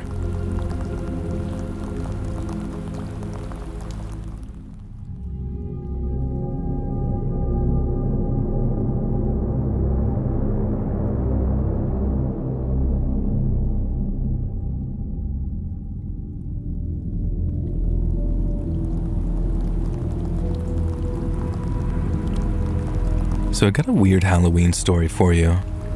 My buddies and I were on the way to a haunted house attraction that doubled as a Halloween party. It was sort of what you call a bespoke thing set up by a friend of ours. I just turned 21, so I was used to relying on other people to supply the alcohol at various keggers and gatherings. And then as we drove to the host's house in the hills, it struck me as, holy crap. I was old enough to legally buy alcohol and bring some beers to the party, and finally wouldn't feel like such a scab who was always begging other people for beer. And this was the first time that I'd stopped at a convenience store to buy alcohol, and I was buzzed. I had ID with me, and I could legally buy whatever things I wanted, and nobody could stop me. Vodka, rum and gin, and that's what I decided. I told my 2 pals to wait in the car, and they were both 20, and I had a vague memory that some places won't serve you if you're with minors. I didn't want to risk anything getting in the way of this rite of passage, so I just sort of went across the parking lot, head in the clouds, and pushed open the door of the convenience store with the confidence of a 21-year-old who no longer has to rely on some fake ID to inevitably fail to buy beer. And the guy at the cash register was some scrawny guy who looked just a bit older than me. He gave me this weird, suspicious look that I interpreted as, "You're underage, aren't you?" And so I shot him this wide, confident smile. Fair enough, I thought. I do have kind of a baby face, so I snatched up a basket to fill with my legitimately gotten gains, and I decided to take my time, browsing the snacks, and maybe I'd buy some Funyuns or Takis or some other snacks for my buddies and I. Beef jerky, that was good, and into the basket that went. Candy corn, that was always a Halloween staple too. And I look over my shoulder at the cashier, and he seemed to be sweating profusely. He wasn't looking at me though, he was just looking at the mirror in the corner that reflected all of the store. I followed his gaze. My heart at that moment absolutely sank. Crouched down an aisle away from me was a man wearing a balaclava and clutching what seemed to be a shotgun. Immediately I realized what had happened. He'd been in the process of robbing the store when we pulled into the lot, and I just sort of walked into the middle of some stick-up. Instead of turning me into bloody paste, the guy had clearly decided to hide behind some stacks with his shotgun pointed at the clerk as a warning.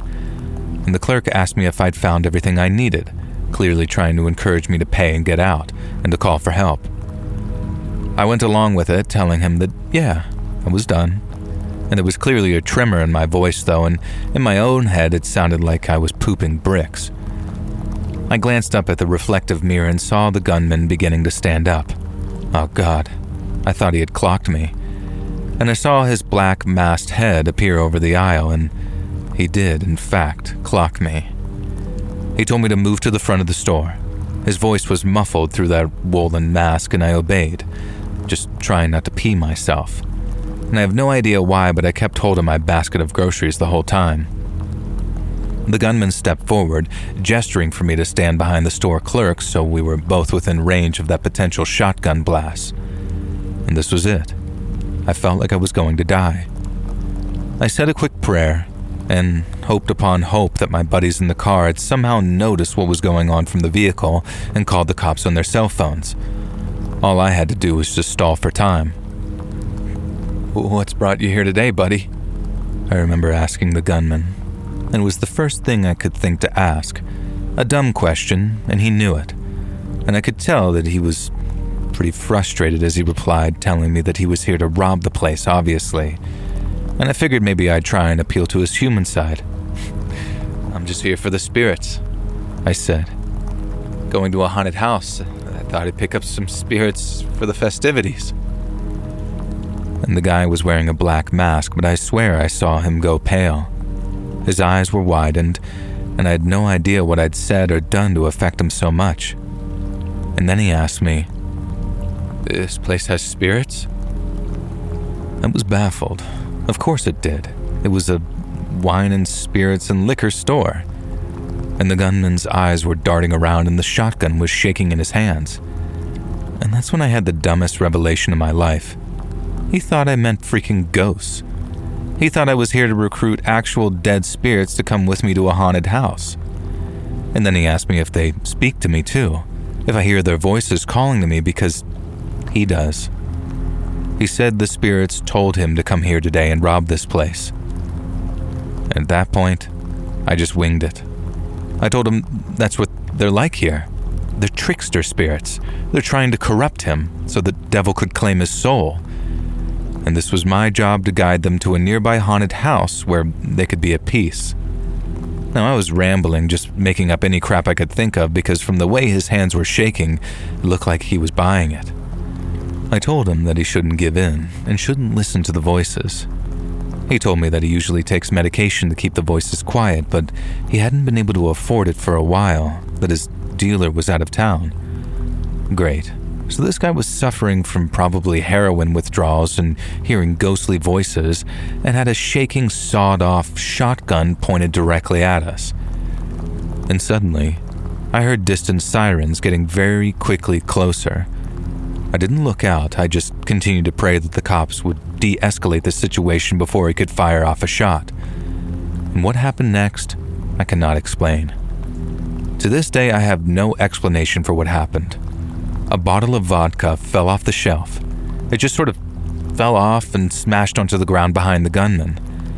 Now, the rational part of me knows that he must have knocked it when he was ducking down back there, or maybe it was just sort of poorly stacked, but late at night, when I have flashbacks to this hostage situation, I can't help imagine a spectral figure giving that bottle a little nudge. I know that didn't happen, but it was a miracle nonetheless. At that moment, the gunman whirled around at the sound of the glass breaking, and when he saw it was a bottle of spirits, he let out a scream that I swear could have woken the dead. And then, oh my God, this is the part that I wish I could forget. I heard a gunshot, and the gunman's head exploded. He'd put the sawed-off into his own mouth and pulled the trigger. I heard the bell over the door sound, heard the cops running in, yelling for me to get down on the ground, and I just complied in some type of daze. My ears were ringing from the sound of the shotgun blasts, and there was blood and all sorts of stuff all over and on me, and to this day when I look in the mirror, I'm convinced that I haven't washed all of it off. Later, we discovered that the gunman had some history of some pretty severe mental illness and drug use. He'd been in and out of facilities his entire life, didn't receive remotely the appropriate mental health care, and he turned to heroin to drown out the voices, and when that all dried up, those voices came back, and all it took was for me to mention spirits and an ill-placed bottle, to end his tragic life. We never did go to that haunted house party, and I've never celebrated Halloween since. I think I'm haunted enough as it is.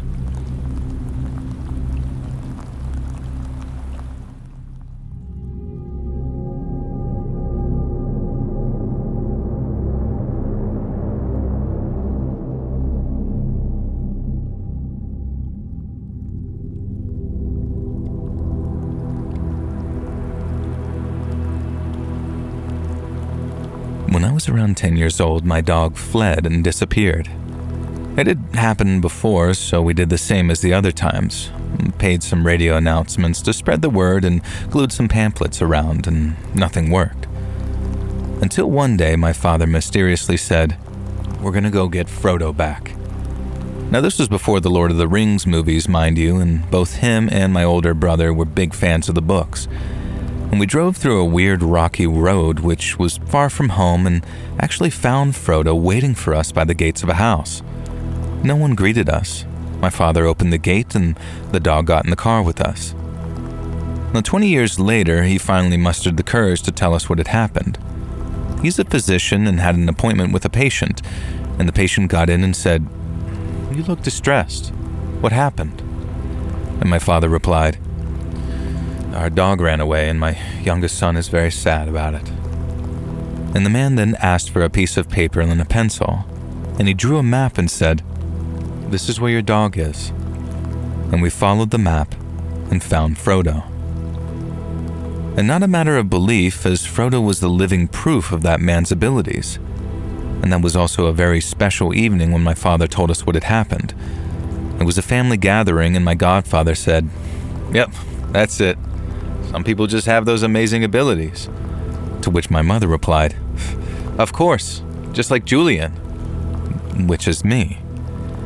And everyone stared at me and my godfather asked if it was true, and I just gathered strength and said something which I'd never shared in their company because it kind of made me embarrassed, as I always saw my family as rational materialists. "Yes," I replied, and proceeded to telling them all sorts of weird things that I've kept to myself, such as seeing ghosts when I was younger. My godfather got up and went inside the house. In a gesture of unbelievable kindness, he came back with a rare bottle of Portuguese wine that he was keeping for a special occasion with chalices for all of us. He served us the wine, raised his glass in a toast, and said, "To Julian, for the courage of sharing with us something special today." And this is one of the sweetest memories ever. I'm blessed with an amazing family, and I'm well aware of that.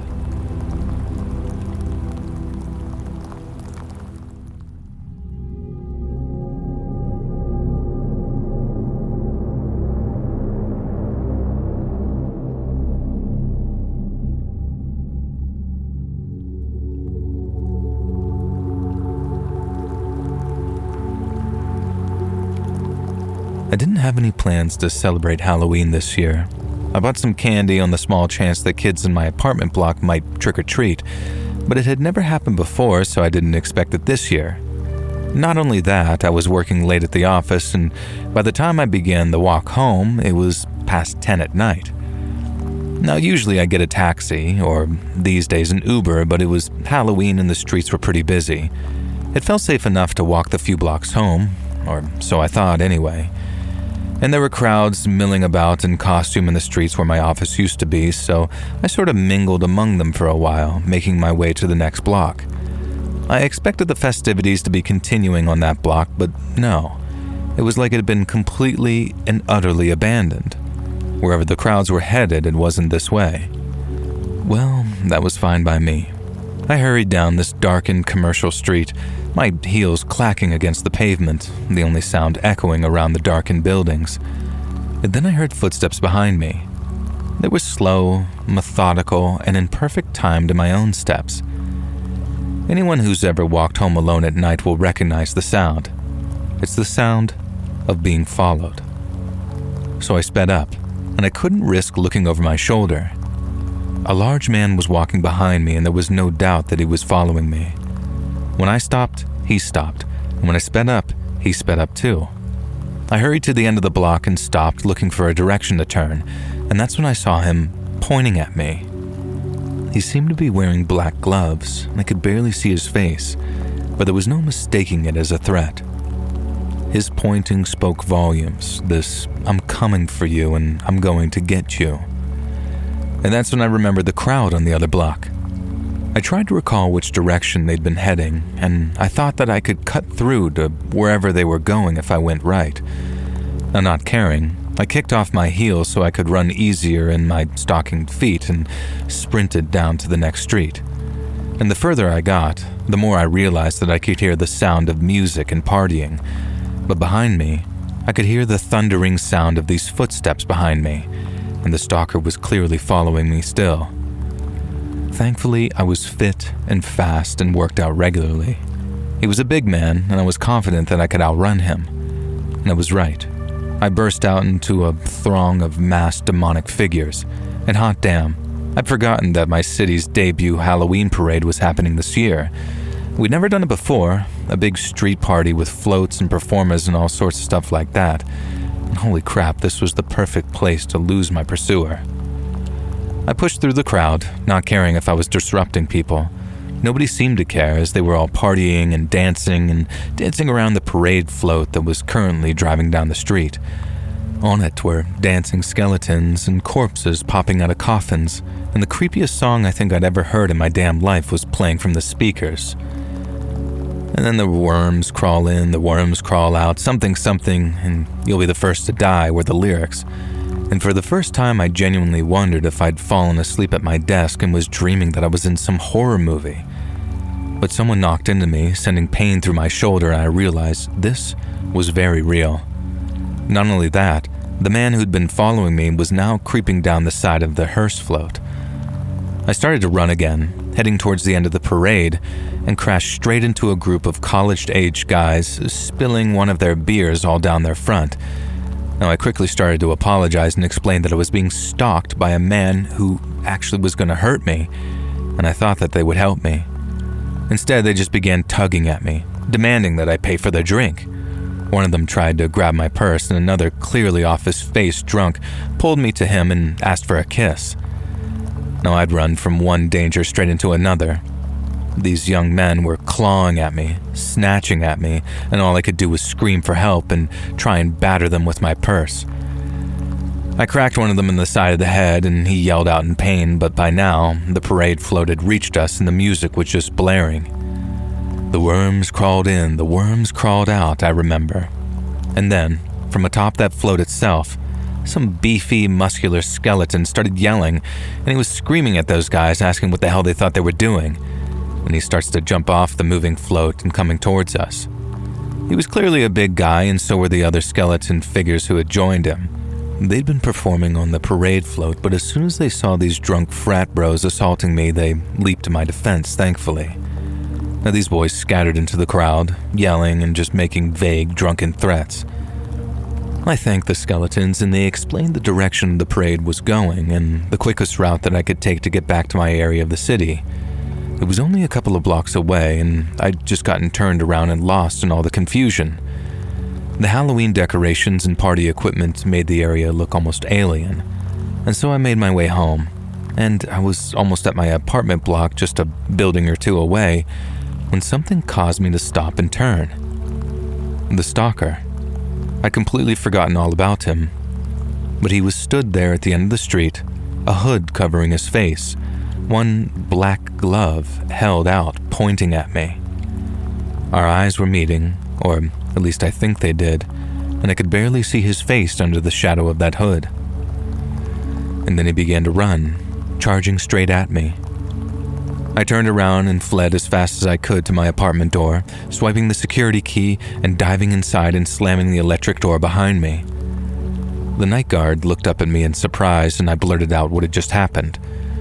And together we watched and waited for that stalker to appear in front of the door, as at the same time the night guard called the cops. The stalker never showed up, though. For whatever reason, he stopped following me just before he reached the building. We called the cops, and they checked what little CCTV footage there was on the route home, but with all that Halloween parade and the dark costume the stalker was wearing, the best they got was some blurry shot of me running down the street pursued by some dark shape. And to this day, I have no idea who that stalker was. I've never seen him again, and this was almost 6 years ago now, and every single day I expect to see him following me. I never walk home alone anymore, and I never attend Halloween parades either. Both events on the same night get me a little nervous, and Halloween can be genuinely terrifying, and not always in the ways you expect.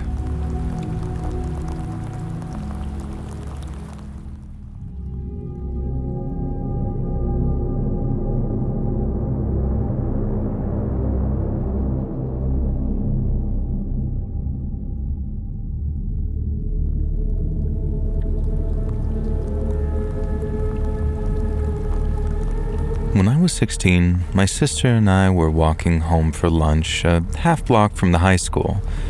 A girl in my younger sister's class was driving someone's car in the parking lot doing donuts. It appeared the girl in the front passenger seat was scared and wanted out, and the door opened and she was pulled under the car. The driver must have thought that she was still on top of her, ended up backing over her for a second time, and I knew she was dead. And then I saw what looked like refractive light combined with a mist or fog, and this was the best that I can use words to describe it really, that sort of ascended up just above the car, and then it was gone. My sister ran down to call 911. Now I was dry heaving in the ditch as I was extremely sensitive to other people's pain, so witnessing a person ran over twice and be gone was overwhelming. I wondered about what I saw a few times that summer, never told anyone, and didn't think that I'd be believed. It was a long-faded memory by the time I was in my late 20s. My BFF was driving my car to drop me at SeaTac for a business trip on the old Highway 99 viaduct. We came up on an accident that had just occurred, motorcycle versus SUV. The SUV was on its side, wheels facing the bay, and a woman was having a panic attack, and another woman was kneeling by the motorcyclist, reaching for a pulse. I saw the same refracted light and foggy but transparent particles move up and away from him, and then disappear just as the woman sunk her head down, and I interpreted that as no pulse. What could it possibly be but a soul or a quantum group of particles from the elements of a supernova that gave us life, returning to the fold? This isn't the only experience I've had that didn't have an explanation based on our current understanding of quantum physics, chemistry, biology, any of the sciences.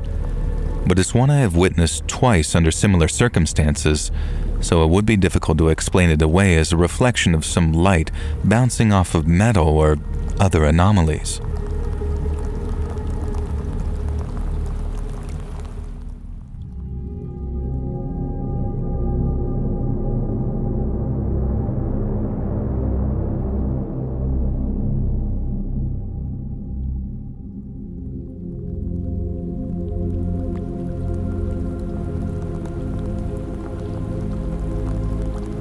Firstly, I don't want to convince anyone that I really have this skill. My objective is to report and answer questions from people who are really interested or curious about the subject.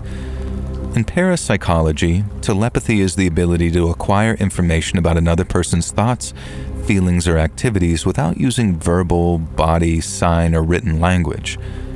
I discovered this skill when I was 7 years old when I went to try a cinnamon candy with a friend. We bought it at the supermarket and we each ate one, and I loved the taste, but I heard my friend say, "Wow, it's really bad." So I replied, "No, it's really good." And he looked at me scared and said, "How did you know I didn't like it? I didn't say that, I just thought it." And at the time I didn't understand, and he was somewhat intrigued and spat out the candy and went home. And after that, I noticed that when talking to friends, I would hear a certain voice coming from them when they were about to say something. I always spoke before they spoke, and they were surprised, but soon they started to treat me badly. They called me boring and weird and stopped talking to me. And to continue having friends, I stopped sharing what I heard and didn't talk about it with anyone anymore. As a teenager, I managed to meet and have relationships with many girls. My friends who didn't know didn't understand how I managed to date so many girls, and I jokingly said, "When you know what the other person is thinking, it's easy," and they always laughed. The voice I hear doesn't always have the same voice as the person. Sometimes it's just the person's intention or feeling at that moment, but sometimes it's the same as the person's voice, and it depends on how they represent their conscious thoughts. During my life, I told a few people about this ability, and when I did, I had to prove it by talking about something she was thinking, and even then, the vast majority didn't believe it and thought it was some mentalism or a magic trick. As an adult, I decided to use this skill to help people. I chose to be a psychologist.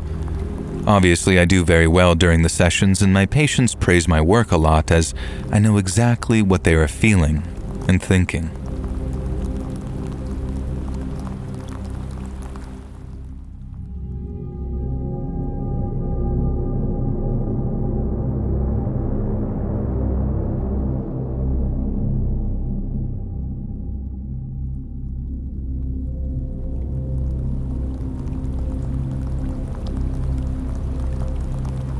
So this is a pretty incredible story. My nephew is apparently the reincarnation of the first pilot to break the sound barrier. First of all, he doesn't have access to the internet or TV, and the only thing he watches are cartoon channels. Charles Yeager died on December 7th, 2020, and my nephew was born a few days later premature.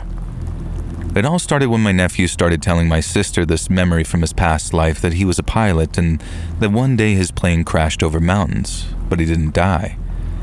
And he also said his name was Yeager and occasionally referred to a Charles, but we didn't make the correlation right away because the pilot also nicknamed himself Chuck Yeager.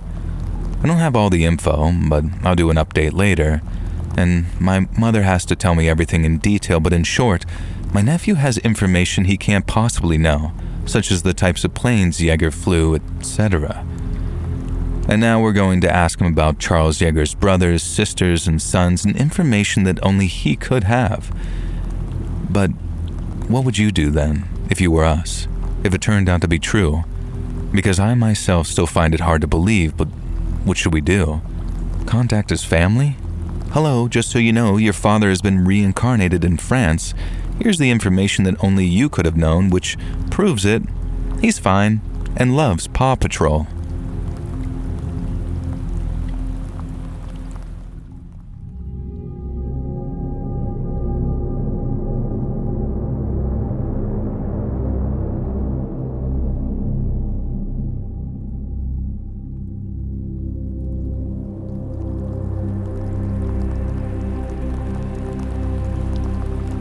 When I was in college, a friend of a friend threw a small Halloween house party.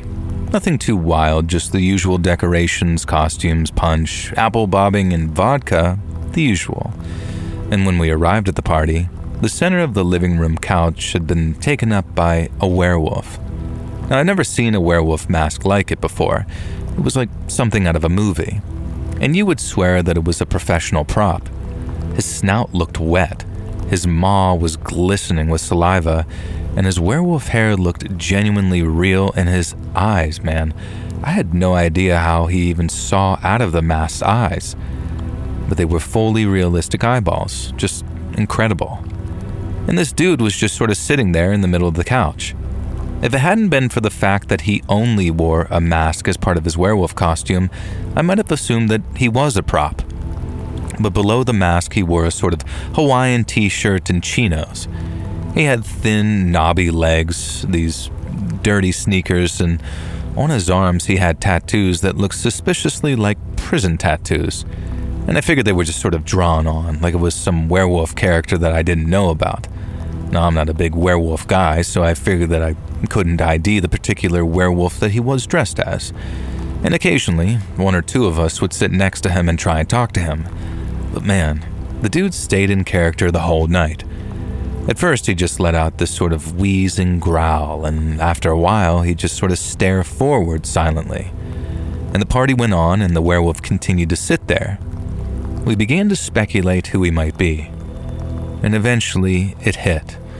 He was our friend Josh, and this was exactly his MO. Last Halloween, he'd come dressed as a mannequin and stood in the corner for an hour before finally moving and scaring the crap out of us. So if it was Josh, we wanted to leave him and see what he'd do. Surely he had a big scare planned for us. Josh did have a big scare planned for us, in fact. At just before midnight, he burst in through the front door dressed as Leatherface, swinging a toy chainsaw. And he apologized for being late, but his car wouldn't start. Now our eyes darted back between Josh and this werewolf, and the werewolf and Josh, and the werewolf just sat there, staring at us, unmoving, and it was beginning to just unsettle us.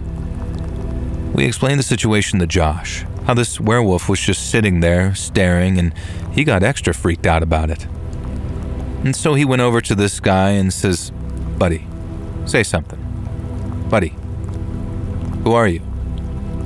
No reply. So Josh grabs the werewolf mask and pulls it off. And I'll never forget the sight of that gray face. Yellow bile had dripped from the corner of his mouth. His sightless eyes stared at nothing, and he was clearly and obviously dead. Cue a massive panic as the party dispersed and we called the cops.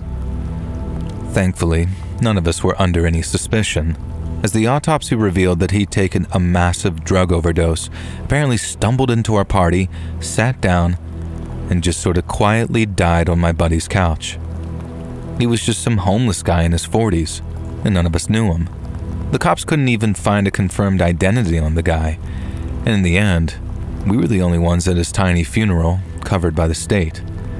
And for whatever reason, this old homeless guy had decided to pump himself with a cocktail full of drugs, put on the most realistic werewolf mask I'd ever seen, and come to our party to die. The least we could do was just give him some kind of send-off. I still don't know his real name or why he chose our party to end his life, but I still think about him sometimes, and I hope that he's in a better place, living his best life and howling at the moon.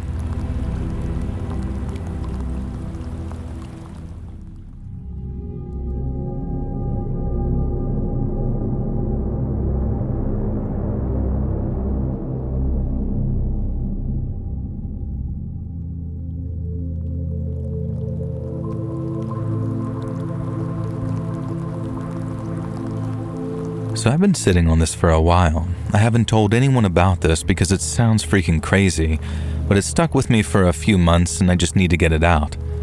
If anyone else has experienced something like this in Texas, especially Central Texas, I'd really like to hear about it. So way back in September, I was going through some pretty severe depression and I was thinking about taking my own life. Now I came up with a plan which was to actually jump off a water tower. And when the time came, I snuck out of the house at around 1 a.m. and began my 25 to 30 minute walk to the tower. Now, my original plan was to climb the water tower, but when I got there, I noticed a radio tower pretty close by and thought, yeah, this one's going to take me out for sure. Now, to get to the tower, I would have to cross this field with an abandoned building off to the side, and it looked like it was made out of a shipping container. Now, I wasn't really focused on the building, just heading toward the tower, but that's when I saw something that made me stop dead in my tracks. On the far side of the building, something was peeking around the corner, just the upper half of its body. I only saw it for a split second, but it was tall, at least 8 feet, completely white, and not shaped like any animal I've ever seen before. It was fast. As soon as it realized that I'd noticed it, it turned and bolted. And the speed it moved with wasn't normal. It was almost like it wasn't bound by the same laws of physics. Like it was too big to be that fast, too smooth in the way that it moved. It was almost too uncanny. Now I also want to point out, because this was an important detail that I left out, that I did hear the grass rustle when it ran off. As if seeing this thing wasn't scary enough, just hearing the grass rustle for a moment made the experience that much more terrifying. And this could have been an auditory or visual hallucination, but I have no concrete answer. Now, I just want to clarify to everyone that I have never been much of a spiritual or religious person up till that point. I have always followed logic and reasoning, so when I saw that creature, I immediately began thinking of reasonable explanations. And at first I thought, was that a cow? Because I heard mooing in the fields earlier, and so I assumed that that's what I saw and it probably had to be a cow. So when I got far enough to see the area around the building, I saw that the cows were all fenced off and they were far away, and there was nothing else around. And I mean, there's no way that a cow could stand on its legs like that and move at the speed it did. What really messed me up wasn't just the sight of it, it was how I felt. The wave of dread that hit me was overwhelming, not like normal fear. It felt primal, like something inside me knew that I had to get out of there immediately. And here's the weirdest part. I went there, planning to die. But after seeing that thing, I didn't want to die anymore. I was absolutely freaking terrified, and I've never seen something like this before in my life. I don't have any history of hallucinations, and I wasn't under the influence of any drugs. And what I saw was absolutely real. And I'm not saying it was paranormal, I don't know. But it was real, and real enough that it made me turn around and leave when I thought that I was ready to die. And if anyone else has seen something like this, especially near towers or isolated areas in Texas, please sound off in the comments.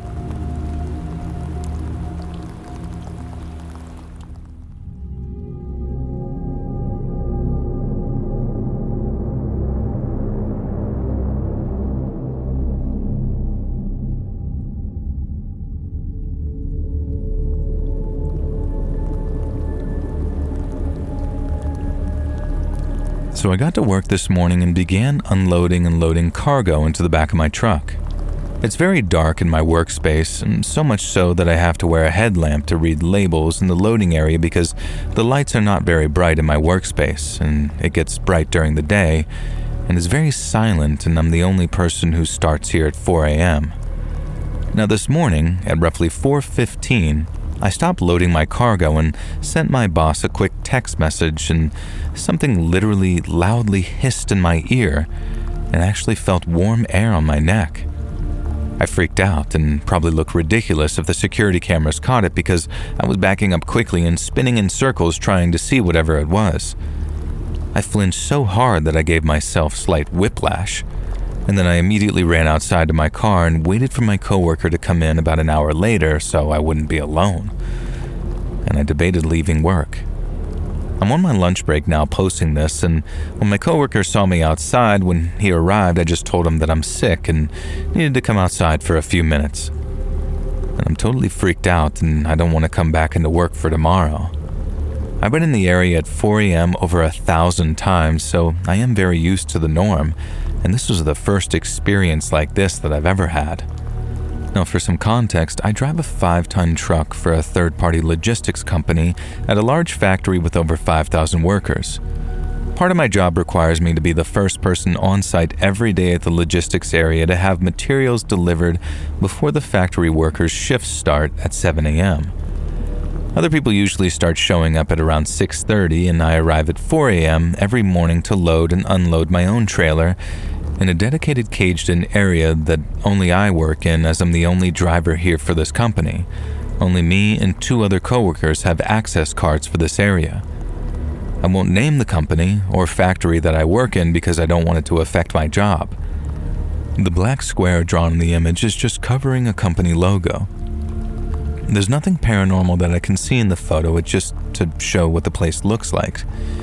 Yes, workers have died in this building from machinery mishaps in the past, and it's been operating for over 50 years. I've had numerous paranormal experiences, but never any at work.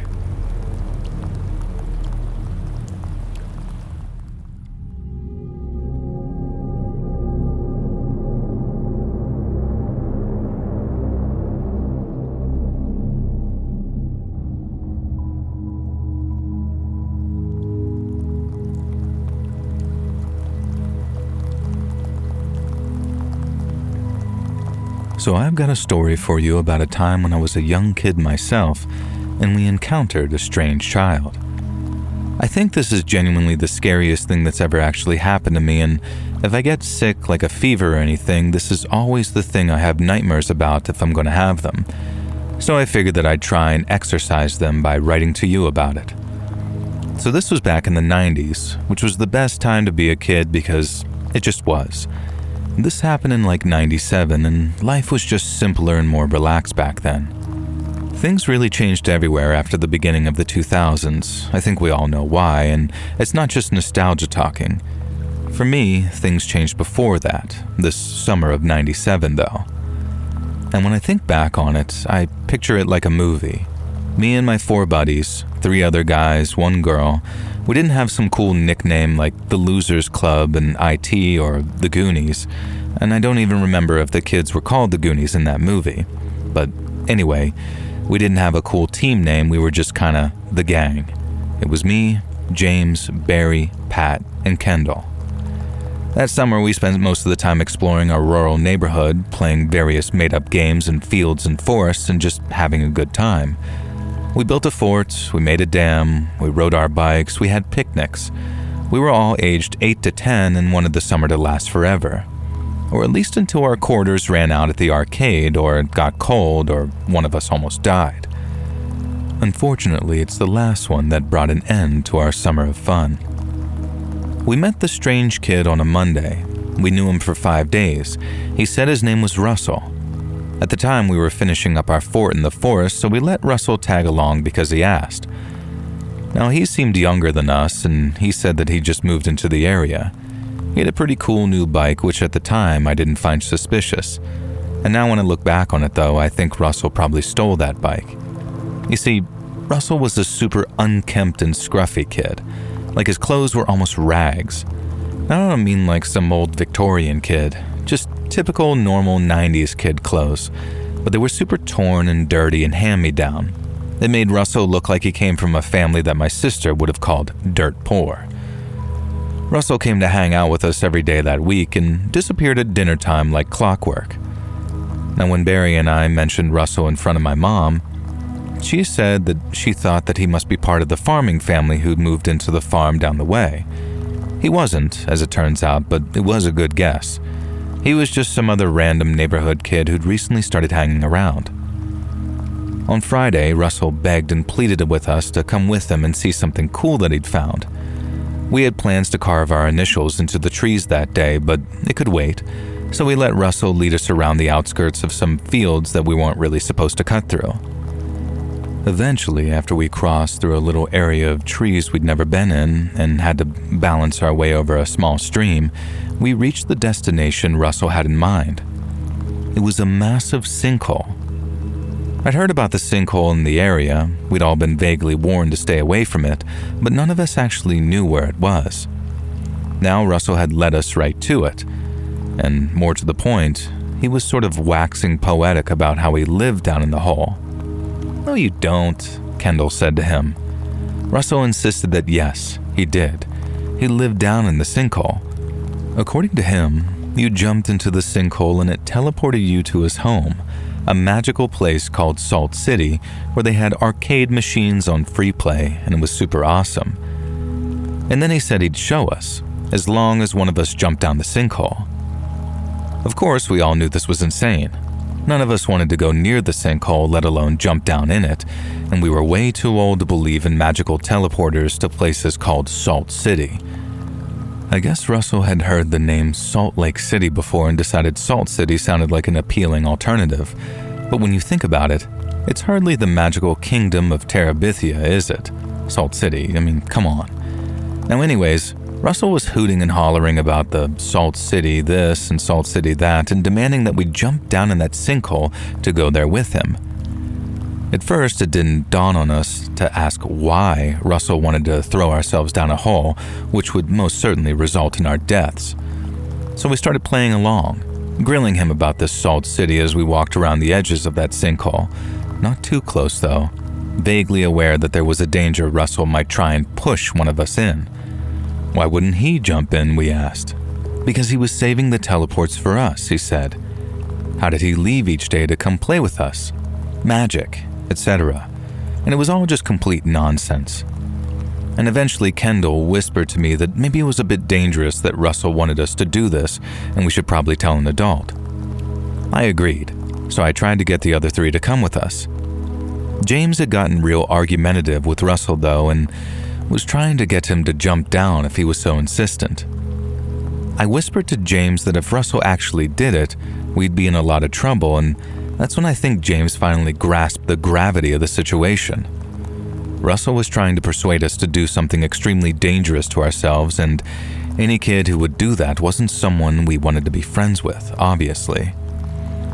we decided to leave Russell to his little hole. And unfortunately, Russell got really angry and belligerent about this, and tried to grab James and actually drag him back towards that sinkhole.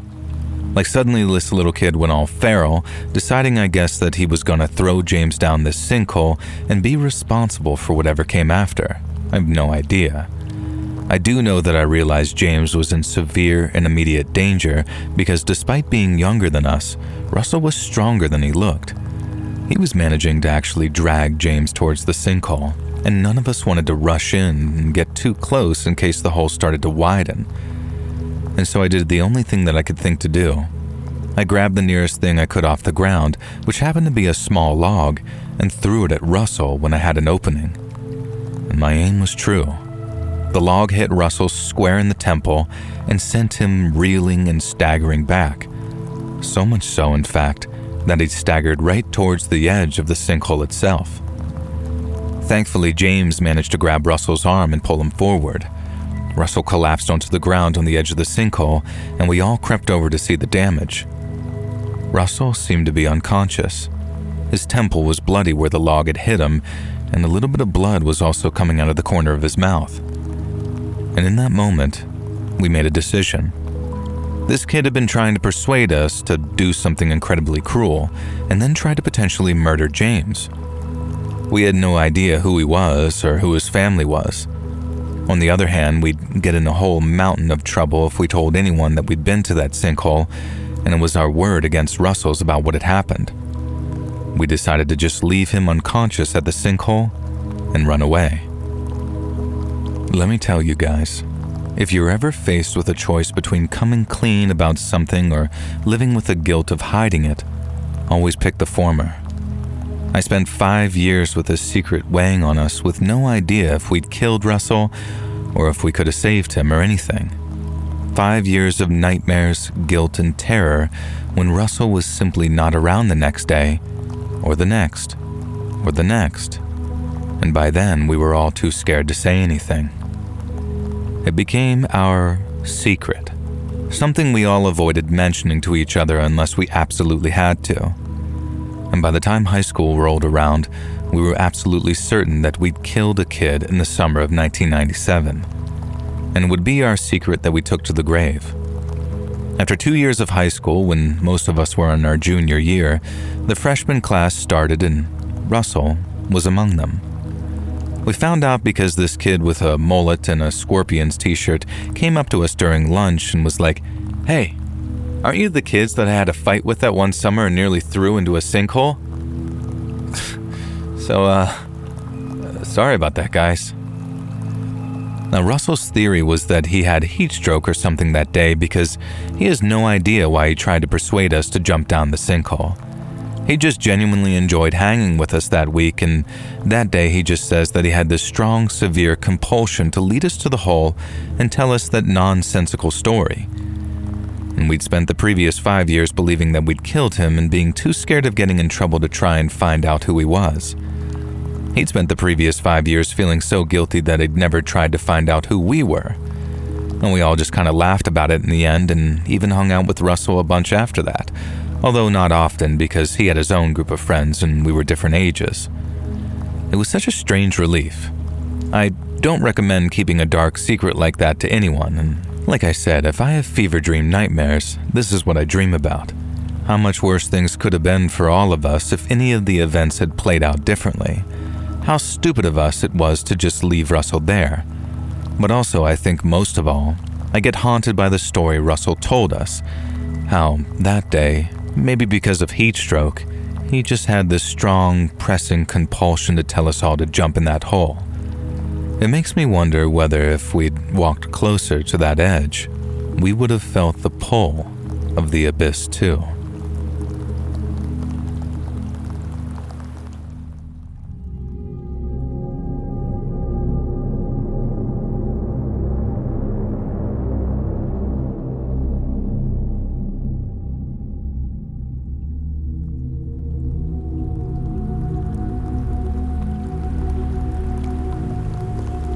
So just to clarify, I hate Halloween. Now, I don't resent other people enjoying it. I'm not a total Grinch like that. But every year when all those decorations start going up and the big bags of fun-sized candies start appearing in the stores, I'm reminded of something I've tried a long time to forget. I used to live in an apartment in the city, and I'd spend a lot of my time sitting at my computer whenever I wasn't at work or at the gym. My desk was right next to a window on my left, and sometimes I'd find myself looking out of it and watching the city just go by. I wasn't a creep about it. I didn't stare at anybody or anything. It was more like people watching, wondering where folks have been, where they're going, and what kind of lives they lead. I saw people walking around during the holidays in their hats and coats, carrying gifts or trays of covered food. I saw all the new college kids moving in around September, wheeling office chairs along the sidewalk with bags slung over their shoulders. And then around Halloween, depending on which day it fell on, I'd see costume kids walking the streets and collecting candy and admiring each other's costumes. And despite what I said earlier about hating the holiday, I actually used to really dig it. I'd carve one of those miniature pumpkins to put on my windowsill and hang a small Happy Halloween banner above it. I'd put a bowl of candy down near the front door as well, something for the kids to help themselves too. And it quickly became one of my favorite times of the year, and I'd sometimes find myself window watching for that first hour after dark, standing there with a beer or a cup of coffee and just checking out what the costumes the kids were wearing that year. Now, back in 1989, it was a Batman year in a big, big way. The movie had just come out that summer, so I knew that I was going to see a lot of Bruce Waynes walking around down there. But the night itself was beyond anything I imagined. There was like an entire army of little Batmans out there, only occasionally broken up by the odd Nicholson-era Joker with a purple blazer and green hair. You got yourself your usual suspects, your vampires, your zombies, your werewolves. But that year, the Batman dominated. So maybe around 7 in the evening, I was done window watching and I was back at my desk doing a little work prep. And since it was all prep, sometimes I'd done a million times, I found it all very boring. And then as my eyes started to wander, I caught sight of a group of trick-or-treaters walking past my window. And out of habit, I turned to check out their costumes and was surprised to see a group of 4 kids, maybe 12 to 13, and without a single Batman among them. There was an Indiana Jones, a pretty good one too, but the one that really caught my attention was the kid dressed as John Rambo, complete with a black tank top and red headband. I was thinking, how the hell did a kid manage to catch a total gore fest? But then I remember my own 12-year-old self moving mountains just to get my hands on a copy of that Texas Chainsaw Massacre movie. And then right as I'm reminiscing about watching Leatherface going absolutely bat-poop crazy at the end of the movie, I see this dark gray van pull up next to the kids. I couldn't see the driver, but I saw the kids stop and look over towards the window where he was obviously talking to them. Seconds later, the driver got out of his seat, slammed the door closed, and walked around to the double doors at the back.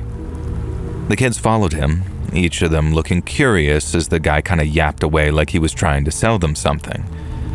And he looked normal, I guess, totally unremarkable. But as he's standing there talking to them and pointing towards the rear of his van, I get this sudden and terrible feeling that something awful was about to happen. I guess it was because of how cartoonishly suspicious it looked. Like it legitimately looked like a scene from some cheesy after-school special which has the theme Stranger Danger. But I guess that's what also gave me pause to look. I didn't know who that guy was, but those kids might, and it was entirely possible that he was one of their dads or uncles or something, there to actually get them after trick-or-treating.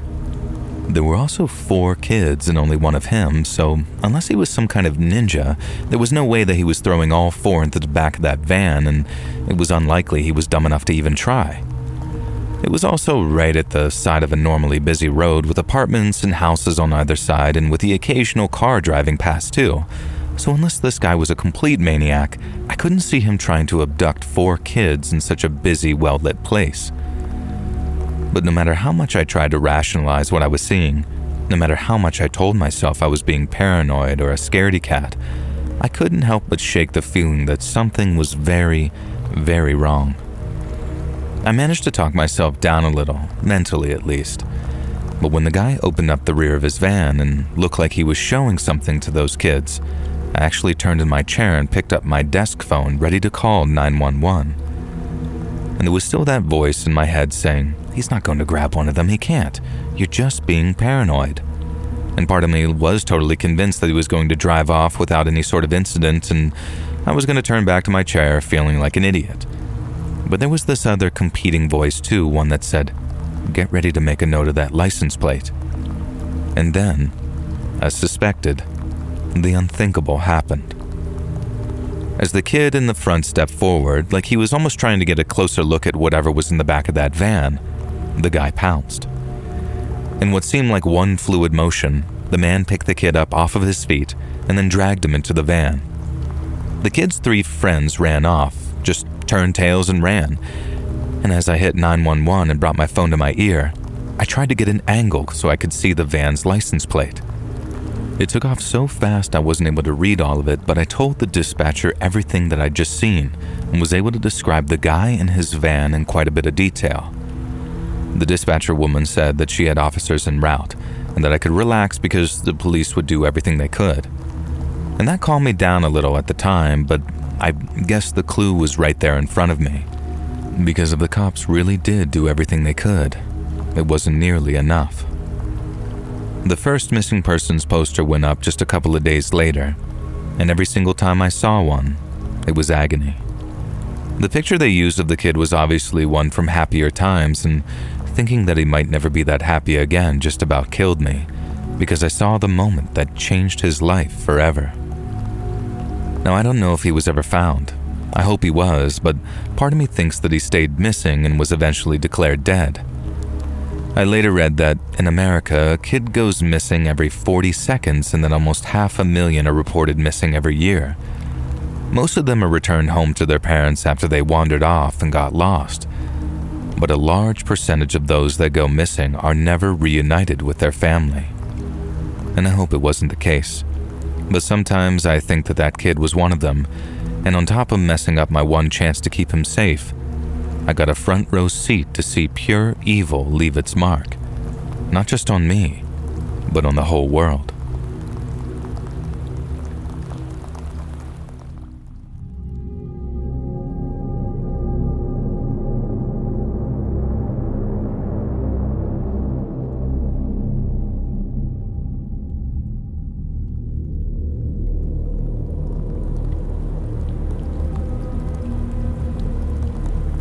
So I have a Halloween trick-or-treating story for you about an utterly terrifying child. No worries if you decide to run it outside of the Halloween season though, because it takes place actually in February. So that's what made it so eerie at first. The knock on the door, then the little kid standing there in some ghost costume saying "trick or treat" and holding out his battered pumpkin pail. A lone kid trick-or-treating in a classic ghost costume is kind of creepy on Halloween anyway, but at least it's supposed to be. This was a Friday night in early February, 9 p.m. exactly. Now in that moment, I was just a bit speechless.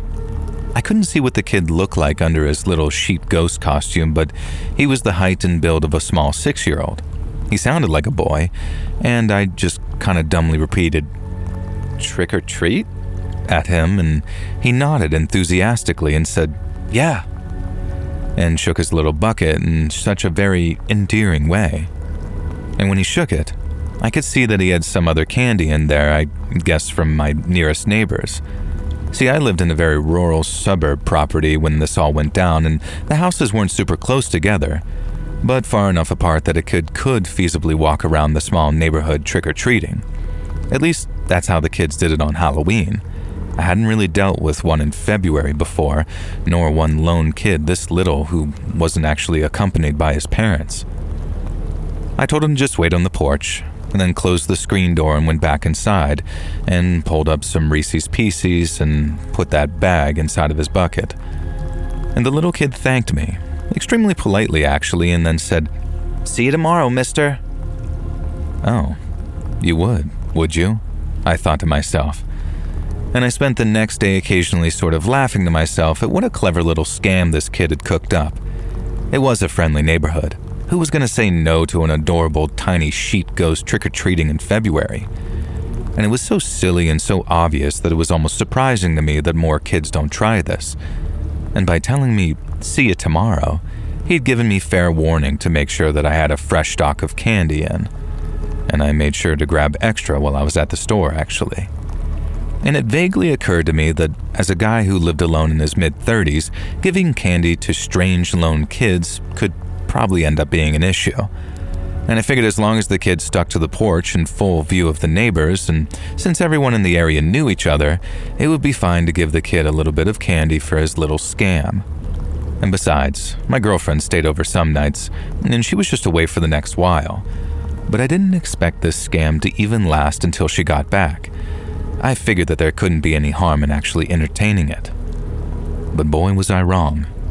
But in ways that I couldn't ever predict. Now that night at 9 p.m. on the dot, the doorbell rang and the little sheet ghost kid stood there. "Trick or treat, mister." And then he held up that pail and shook it. He had a decent haul already, it looked like, although nowhere close to what he'd have gotten on Halloween. I laughed, nodded my approval, and then dropped some candy into his bucket, and he thanked me and left with another, "See you tomorrow, mister."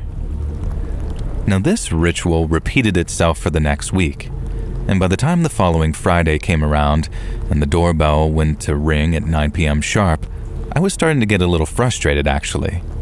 My girlfriend was set to come back into town the next day, and I had to actually get her from the airport, so I needed to be up at like 4 a.m. And I'd also somehow convinced myself that this kid's candy scam, no matter how sweet and endearing it actually was, would last exactly 7 days and be over by the time my girl got back. I hadn't mentioned the weird ghost kid to her in our calls, and now it felt kind of odd having to explain that a kid was trick-or-treating at our house almost every night in February. And yeah, it had been happening while you were away, and no, I didn't mention it because reasons, I guess. Really, I could have just explained exactly this, that I expected the kid to get bored before he did, but I was looking for reasons to be annoyed that night.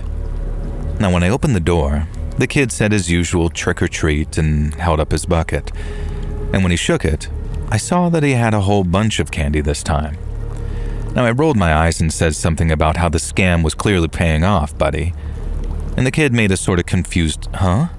And against my better judgment, it caused me to snap a little. I told him that it had been cute and funny to start with, but that I'd give him a bunch of candy so he could at least respect my intelligence and acknowledge that it's an actual scam. And I told him that you don't trick-or-treat in February, and asked him to confirm that he knew it wasn't actually Halloween, right? And when I asked this question, the kid then lowered his bucket, and then lowered his head, like he was sad. And through his little ghost costume, I just heard him mutter that I wasn't supposed to ask that. Now, a little bit of a chill ran down my spine as I suddenly realized that this felt like I was in some type of r/no sleep story. And goddamn, if only it had been some kind of supernatural curse story, then maybe I wouldn't be dealing with the injuries that I have to this day. Instead, the kid looked back up at me through his little ghost costume and began laughing in a way that was clearly tormenting and cruel. And then I heard a creak from the porch on my right, and another much older kid stepped around the side of the house and said, "You don't ask that 'cause I said so." And then before I could react, this tall, wiry teenager started punching me with some kind of brass knuckle made out of a chain. And the blows were agony. I immediately fell to the ground and then took a flurry of these kicks. And the whole time, that obnoxious ghost child I could hear laughing with some type of glee. I've been so blindsided by the attack that I hadn't even thought to yell or scream. And now I finally did, and the teen attacking me responded by stomping on my spine, kicking me in the ribs, and leaping off of the porch. I vaguely saw the little ghost kid climb onto the teenager's back like some type of piggyback ride, and then they run off into the darkness. And as quick as I could, I started to drag myself to my feet and called the cops. They got there surprisingly fast for where I was and eventually accompanied me to the local hospital so I could get checked out. I had a couple broken ribs, and my spine's never been quite right since that attack, I think. The cops said that it was the third similar report of kids doing this in the county, and when we checked with my immediate neighbors, none of them had actually been visited by the ghost kid or his violent older brother, and so it seemed like the whole thing had been targeted at my place. At first, I was completely baffled, because the kids didn't steal anything. The older one just beat me violently and then they both left, and the only thing they'd really gotten out of it was just a little bit of free candy. Now, I kept harassing the cops, saying maybe I was in danger, maybe the kids would come back, and eventually a detective did come to visit me and told me that he wasn't strictly supposed to let me know this, but he would if it would set my mind at ease. Basically, the working theory was that it was some kind of gang initiation. The teenager who beat on me would accompany the little kid until their target challenged them on the fact that it wasn't Halloween, and then there'd be an attack, and the attacker would be initiated into said gang. And from what the cops were working on, the attacker in each case had been a different guy, but the ghost kid, they thought that that was the same little kid each time. The detective told me on the download that they suspected that the ghost kid was the gang leader's own son and supposedly as much of a psycho as his old man. So this class act was getting his own little kid to lead gang initiations, and I'd just been an unknowing schlub who was in the wrong place at the wrong time. Now, I never really heard any more about it or any more reports of this kind of gang initiation, so maybe they realized that it drew too much attention. I guess I've got to be thankful that they settled on something a little childish and not actually fatal, instead of the usual murder a guy and you're in kind of thing. On the other hand, it kind of sucks to think about kids being initiated into these gangs in the first place, even older teenagers. But when I think about that ghost kid laughing as I got pounded on and beaten, there's no doubt in my mind that this kid's mind was already long gone into the darkness, and I pity anyone who encounters him as he becomes an adult.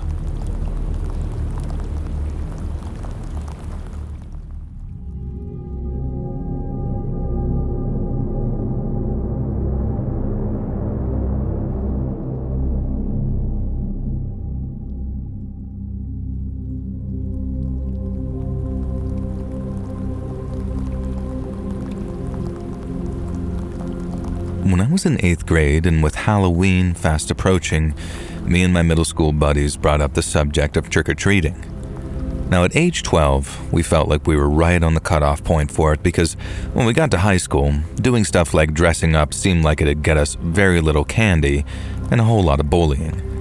And then as we were talking about it, it suddenly hit us that 2002 would be our last ever year of trick-or-treating. Now I'll save you all the boredom of a long poetic diatribe about growing pains and putting away childish things, but I mean it when I say that we were bummed out as hell.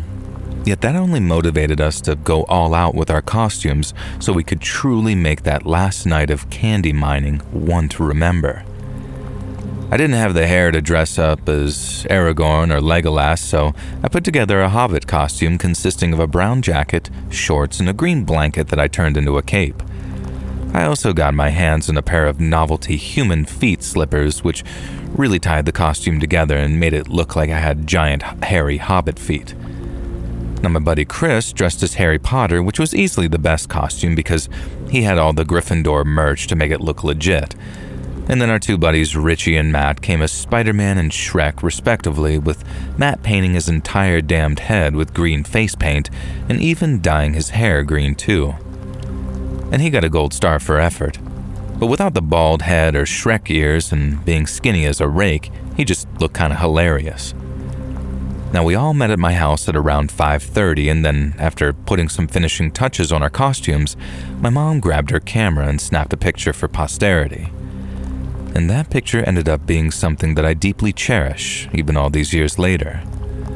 We look so young and happy, but there's a sort of naivety about us too, because little did we know, this was the very last time we'd all be in the same place at the same time. We just didn't know it yet. We headed out onto the streets at around 6 p.m., and while Halloween was always a big deal around our neighborhood, that year it felt extra special. Whole platoons of costumed kids were being led up and down the sidewalk by their chaperones, and almost every single lawn was trying to out-spooky its neighbors with increasingly extravagant decorations. And if our business was candy, then business was good. People were so impressed with our costumes that wherever we went, we get at least a handful of goodies or two, even if in one case it was just a bunch of sugar-free candy and a toothbrush from someone who must have surely been a dentist. But it made for an awesome night, and we covered almost the entire neighborhood in almost 2 hours. But even when we'd hit up probably every house we could, and we had enough candy to last us till Thanksgiving, we still didn't feel like calling it quits. We wandered the streets, admiring costumes and lawn decorations, and talking about all the cool horror movies our parents wouldn't let us see for at least another 3 or 4 years. And the feeling that we had that night is still something I appreciate about Halloween, even after all these years. But it's a holiday that comes with a lot of unhappy memories, and all because about what happened at around 8:30 to 8:45 that night. Since Matt and Richie lived out in the sticks, their parents were due to pick them up from my place at 9. So right around 8:30, Richie suggested that we make our way back so they wouldn't leave their rides waiting. Chris seemed kind of bummed out that we were calling it a night, but we were all bummed out because we knew what it meant. It was the last time that we'd all get to spend as kids together because in a year's time, we'd all be young adults, as they were calling it at the time. And things were changing. I felt it. We all felt it. And it sucked. I didn't give Chris's bad mood a second thought, though. Not till we reached the place that we usually parted ways, and he just kept on following us back to my place. I figured that he might have been trying to catch a ride with Matt or Richie, but when I asked him, Chris said that he wasn't planning on going home. And he says, "There's got to be some more houses that still have candy," and explained that he wanted to get his last piece of Halloween candy ever, like a kind of ceremonial thing to end our night. And I thought that was kind of cool, but then Chris asked if I'd head back out with him once Matt and Richie had gotten their rides home. And I was pretty beat, so I just wanted to chill, eat some candy, and see if there was anything scary on TV. Besides, we had school in the morning and I didn't want to stay up too late. Chris was always relaxed, a reasonable sort of kid. But on this occasion, he did not react well to me declining his offer. And he says, "Dude, are you for real? This is our last Halloween ever, and you're just gonna sit on your ass and watch TV?" I told him I was tired. And even Richie responds, "Yeah, dude, how much candy do you need?" But Chris insisted. He said it'd only take like 30 minutes more, but then it was my turn to insist, especially on the fact that people wouldn't appreciate us knocking on their doors after 9 o'clock. And we started off on an argument, but then Chris cut it short to say, "Fine, whatever. If you're gonna be an asshole, nothing I can do about it." And this was just really, really strange behavior for Chris. I saw it. Matt and Richie saw it too. And at the time, I figured that Chris just didn't want the night to end. But these days, I think it was a sign of what was to come, and we just couldn't see it yet. And as Chris marched off, I yelled after him, asking where he was headed, and he mentioned a street that we hadn't covered yet, maybe 15 minutes walk away. And then after Matt responds, "The hell's gotten into him?" We went inside to just revel in our candy hauls before Richie's parents showed up. Now, Matt's mom followed closely behind, and then after managing to catch a little of the original Halloween movie on TV, I just went upstairs and hit the hay. I thought about Chris, about him knocking on those doors alone. And first I thought that I might have missed a place, that maybe a couple of houses had been like, "Here, take the rest of this candy, I don't want my kids rotting their teeth." And I could see him the next morning in school saying something like, "Dude, you missed out big time." But the next day, I woke up to a text message Chris had just sent after midnight, and all it said was, "Hello, meat pliers." I'm thinking, what the hell? Hello, meat pliers? And I texted back saying, "Lol, what the hell does that mean?" And since we should have both been getting up for school around that time, I figured that it wouldn't be long before I got a reply. But Chris never texted back. I caught up with Matt and Richie over lunch and asked if either had spoken to Chris that morning, and neither of them had heard from him, so I just brought up the weird message, but Matt and Richie figured it was Chris's idea of some joke or something. And I had to wait until I was out of school to call him, and after getting a voicemail a few times, Chris's mom answered the phone to tell me that he was sick. And my first thought was something like, stupid idiot ate so much candy that he made himself sick. And I texted Richie and Matt to let them know. And we figured that we'd see him the coming Monday in school once his blood sugar had lowered from critical to just warning. But he didn't show up then either. I tried giving him another call, but his phone was off, and then when I tried Chris at home, his mom told me he was still sick and she'd get him to give me a call when he was able. Now, I might have been 12, but I wasn't completely stupid. I still believe Chris was sick in some way, but I also had the feeling that there was something his mom wasn't telling me, and there was more to it than just some illness. I brought up my suspicions with Matt and Richie at school, and by that point, they were also starting to think that something was going on. We hadn't heard from Chris all weekend, and we still hadn't spoke to him by Tuesday, so I figured that whatever was going on at home, it wasn't something that he wanted to talk about. And the best thing we could do was just give him his space and wait until the time came when he needed us, like really needed us to be his friend. And Wednesday was the only day that I didn't call or text Chris, only because of what Matt said about giving him some space, but it still sucked. I felt like I was losing a friend, so that next day, Thursday, I rode over to Chris's place on my bike and called his cell from outside where I could see his bedroom. I figured that it'd just be all like other times, that it'd either ring out or it'd be switched off. But for the first time in days, Chris actually picked up the phone. I waited for him to say hello or what do you want or something like that, but he didn't say a thing. He just sort of stayed quiet till I asked, "Chris? Are you there?" He still didn't say anything, but I could hear him breathing, and he did the same thing when I asked if he was okay. He didn't say a damned word, he just sort of listened to me, and then he hung up. In those first few moments after he hung up, I was kind of heartbroken. I didn't realize it at the time, but something much larger and much more sinister was going on. But in the moment, all I could think was that he just sort of didn't want to be friends with me anymore. I figured I'd screwed up one of my best childhood friendships because I wanted to eat candy and watch movies, and it had me feeling like a big bag of crap. I didn't know what else to do, so I just tried calling Chris again. But when I felt a lump forming in my throat, I hit call end because I didn't want to sound like some sissy while I was talking to him. But then right as I looked up at his window one last time, I saw the curtain start to kind of twitch. Someone took hold of one of the curtain, and then after peeling it back, I saw Chris looking out from the dark of his bedroom. Only he didn't actually look like Chris anymore. Even from down his driveway, I could see how pale and gaunt he looked, and it was like his first time seeing the world outside. He looked all around at first, like he was almost scanning for something, and then these big, blank eyes locked on me. I raised a hand, intending to wave it, but I remember stopping short and just sort of holding my hand up to see if he'd react, and he didn't. He just stared at me like he wasn't even blinking up there, and then he disappeared behind that curtain again. I remember just sitting there on my bike seat, sort of staring up at Chris's window in a kind of daze. In the space of just a couple of minutes, I went from being worried to heartbroken to just straight up scared. Whatever was happening to Chris, it was serious, and I could tell that much from the way he looked. And you can call it intrusive if you want, but I'd be damned if I didn't try and find out what it was. I tried everything I could think of.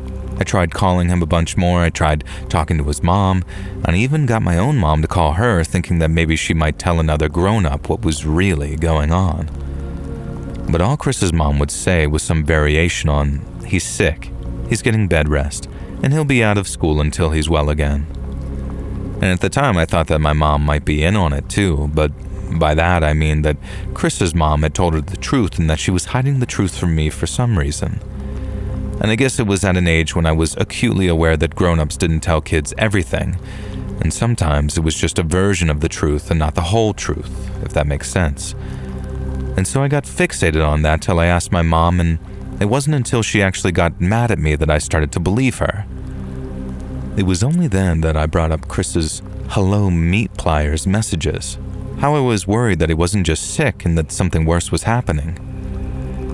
Mom gave Chris's family another call, and this was maybe a week after the first, so I figured that she might get an update of some kind. Well, she did get an update. And the update was that Chris and his family were leaving town. And when she told me, she said that there was a chance that Chris had stopped talking to us, as in me, Richie, and Matt, because he was upset about the move. She said that people handle stuff like that in weird ways sometimes, and that sometimes people choose to ignore their emotions instead of confronting them. I asked why Chris's mom would lie like that and say that he was sick, and she told me that parents protect their kids by any means necessary sometimes, and that a little white lie sometimes spares a whole lot of heartache. But it wasn't just a little white lie. I'd seen his face. So whatever was going on with Chris, I knew that it was serious.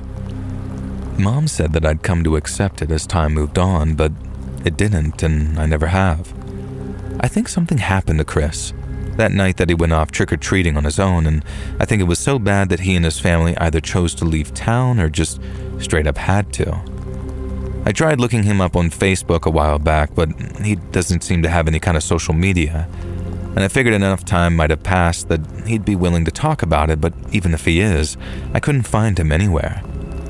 Sometimes I think about that weird text message he sent too, and in my darkest moments, I think he wrote, "Hello, meat pliers," because he was using predictive text in a very terrified frenzy.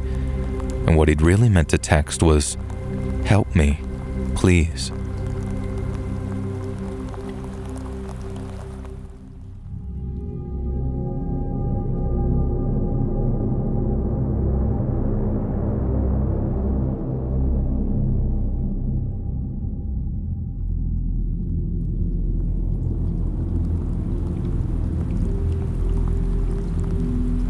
So I wanted to write to you today to finally share a story that happened to me when I was a little kid, back in the 1990s. It caused a big rift in my family at the time for reasons that you'll soon see, and it involved my single aunt, who was my dad's sister, and her daughter Serena, my cousin. My parents weren't married when they had me, and for a long time they said they didn't need some official piece of paper to show their commitment to one another. Well, eventually I guess they did in fact need some official piece of paper, for some reason or another, so they decided that if they were going to get married, they'd do it properly. I was a little bridesmaid to my own mom, and it was a little girl's dream. The whole day felt like some magic fairy tale. The only part of the memory that I have that feels more like a nightmare is remembering my cousin Serena lurking on the outskirts of the wedding, dressed in black and sort of scowling at me. I remember her whispering to me that it physically hurt her to be inside the church for the service, and then later at the reception, telling me that she was never going to get married, and people who got married were lame, and she'd never commit to one person except for her one true lord, Satan. Serena was a 15-year-old emo teen. I was a 6-year-old princess wannabe, and so I believed every word my older and therefore obviously smarter cousin told me. Also, Mom and Dad had told me that I had to become friends with Serena because I was going to be staying with her and Auntie June while they went on their honeymoon, so it was like Serena would be my sister for a while. Serena had been there when they said this, and she acted very excited and happy about it, and didn't mention Satan or how being in church hurt her soul, or any of the insanity that was to follow. Her dressing in black was a bit of an eccentricity, my dad said, a word that I didn't know at the time but I kind of liked. And he said that Auntie June had been like that when she was a kid too, and now Auntie June was the nicest, sweetest person we knew, wasn't she? I agreed. Auntie June was lovely and nice and sweet, and I remembered Serena being nice and sweet too, and she hadn't worn black or even scowled the other times that I'd met her. And this was a recent thing. At the wedding, I asked her if it had always burned her soul to go inside a church, like she was claiming, and she said yes. But I knew that she had been at my baptism when I was a baby, and I never heard about her getting burned then. She told me that the only reason she didn't catch fire at the wedding is because she'd performed sacred rites to protect her soul from God. I didn't really understand any of this at the time, but I knew that I'd been taught that God was good and loving, so I was very confused why Serena would be scared of him. I think even at 6, I knew she was lying to some degree and maybe just sort of play acting. I definitely didn't take it seriously or think it was scary, or even think much of it at all, though. I thought she was cool, and I was excited to spend the next nearly 3 weeks with her and Auntie June in their house on Millbrook Road, where Auntie June and Serena promised me they'd made me an exciting bedroom that would be mine for the whole time that I was there. I'd previously been told that I was going to share with Serena, so I was a little bit disappointed that I'd have my own room instead, but when I mentioned this to Mom and Dad, Mom just said that Auntie June had told them it would be for the best if I had the guest room. The first couple of days with my aunt and cousin were just normal, fun days. I either spent time being fussed over by Auntie June or Serena when Auntie June had to go out to work. It was summer vacation, but not for Auntie June, obviously. And June sometimes worked in the evenings, and then Serena would have to babysit me, sorta. June said that she'd try to switch to as many day shifts as possible, but there would be some nights when she wasn't there. It was on the third day staying there that I had my first overnight with Serena, and that's when she dimmed the living room lights and told me to scooch in close and listen real good, because she had to tell me something important. I listened, excited to hear what she was going to say, and she told me their house was haunted. Now, I assumed this was some kind of game because Mom and Dad had told me many times that ghosts weren't real, so I played along and acted shocked. Serena didn't seem to think that I was taking it very seriously, though, so she tried to stress how scary and dangerous it was. When I kept giggling and talking about ghosts that I'd seen in cartoons, she switched it up, telling me that ghosts were working for demons, and of course demons came from hell, so I had to take these seriously, otherwise Satan would claim my soul. I reminded her that she told me that she'd pledged her soul to Satan at the wedding, and she called me a smartass. And then she got all very serious and told me that I had to really believe her now. She said that she'd pledged her soul to Satan in order to save me, because someone, she didn't know who, was planning to sacrifice me to the demons. And eventually this started to upset me a little bit, and I guess Serena got the reaction she wanted, because the more upset I got, the more she continued.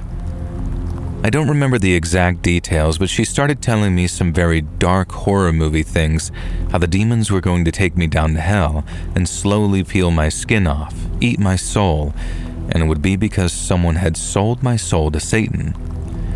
Serena said that she pledged her own soul to Satan to protect me, and that's why she avoided churches and why she dressed in black. And then she showed me a pentagram that she'd drawn on her arm in Sharpie and told me it was the Dark Lord's mark. It was all very silly, but you know when you're a little kid, an older kid is trying to upset you, so it does, even though you don't really believe them or care. I think that's what happened, at first anyway. And then Serena said it was really important that we work out who had sold my soul to Satan, because the only way we could have both of our souls would be to break their pact. That night, Serena let me stay up too late, so I was overly tired anyway. I remember I had nightmares and kept waking up afraid of bumps in the night and ghosts in the house. I was a really rational, grounded child, but even I was starting to wonder if there was something to Serena's story. After all, why would she be lying about this? Over the next few days, I spent a lot of time with Auntie June. Serena wasn't around much, and when she was, her and Auntie June kept having arguments that escalated into screaming.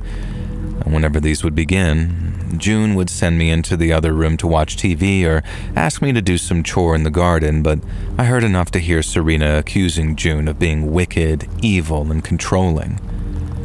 And the next time Serena babysat for me during one of June's night shifts, she told me that her mother was an evil woman who mistreated her, and that she thought that it was her who'd sold my soul to Satan. Now, I found this very hard to believe because June was lovely and very kind to me, and she could be pretty scary when she was arguing with Serena. That was true. I told Serena my skepticism, while also trying not to offend her, and she looked upset and said that she understood because Satan's minions are very convincing. It still confused me that Serena had claimed to be Satan's minion at the wedding, but I guess I was too young to maybe start triple guessing theories about who was behind what demonic pact, especially when I didn't really believe in any of it other than that people were mad at each other and wanted me to be scared about something. And just over a week had passed when Serena babysat me again, and This time, she told me that she had definitive proof that Auntie June had been the one to sell my soul to Satan. In the last few days, I'd spent a lot of time with June out of the house, and she'd even taken me to the store the day before and bought me a new toy, so I was pretty convinced that she hadn't sold my soul to Satan. I also hadn't seen any evidence of the ghosts or demons that apparently infested the house, according to Serena. But again, she explained that this was because she'd signed her own pact with Satan to protect us. I had overheard June and Serena arguing about me, though. Serena had accused her of giving me a lot of attention and trying to get her claws into me, which did sound scary, admittedly. It was very hard to know who to believe when, in my eyes, they were both adults. Obviously, now I know that I should have just told June what was going on right away, but hey, I was a kid. And so that night, Serena took us into Auntie June's bedroom, which is where we weren't supposed to go. It was always locked, but Serena knew a way to pick the lock using magic, she said. Although when she told me to look away so my soul wouldn't be corrupted, I saw her slip a key out of her pocket. Inside, she showed me the evidence. June had horror novels on her bookshelf, and on a board in her room there was an old Polaroid photo of Auntie June dressed as a witch, standing next to a devil who looked suspiciously like my dad in a Halloween costume. Serena insisted this was real, photographic evidence of her mother at an old coven meeting where she'd committed herself to Satan, though. And I was less impressed by the horror novels. Some of the covers were genuinely very scary to me, and I didn't understand how someone like Auntie June would want or allow things like that in the house. I'm really not quite sure why this was the deciding piece of evidence for me that began to sway me, but it was. I've been so rational and sensible up till then, but seeing all that terrifying imagery sitting on June's bookshelf, somehow Serena was able to persuade me that it did in fact prove there was a evil side to Auntie June. I still didn't believe any of the Satan nonsense, or about the pacts, or selling my soul, or anything like that.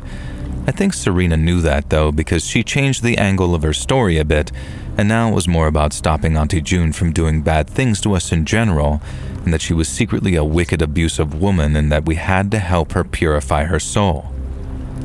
We left the bedroom, and Serena locked it up behind her, again making me look away to save my soul while she did the magic.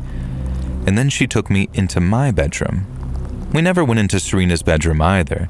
She said that it was because that's where the ghosts congregated, and it would scare me to see all the things that she had to surround herself with due to her selfless pact with Satan. Serena told me to sit on the bed and wait while she went to her room and got something. And while she was gone, I heard some bangs and crashes in the hallway that I think were supposed to sound like ghosts, but were clearly just Serena.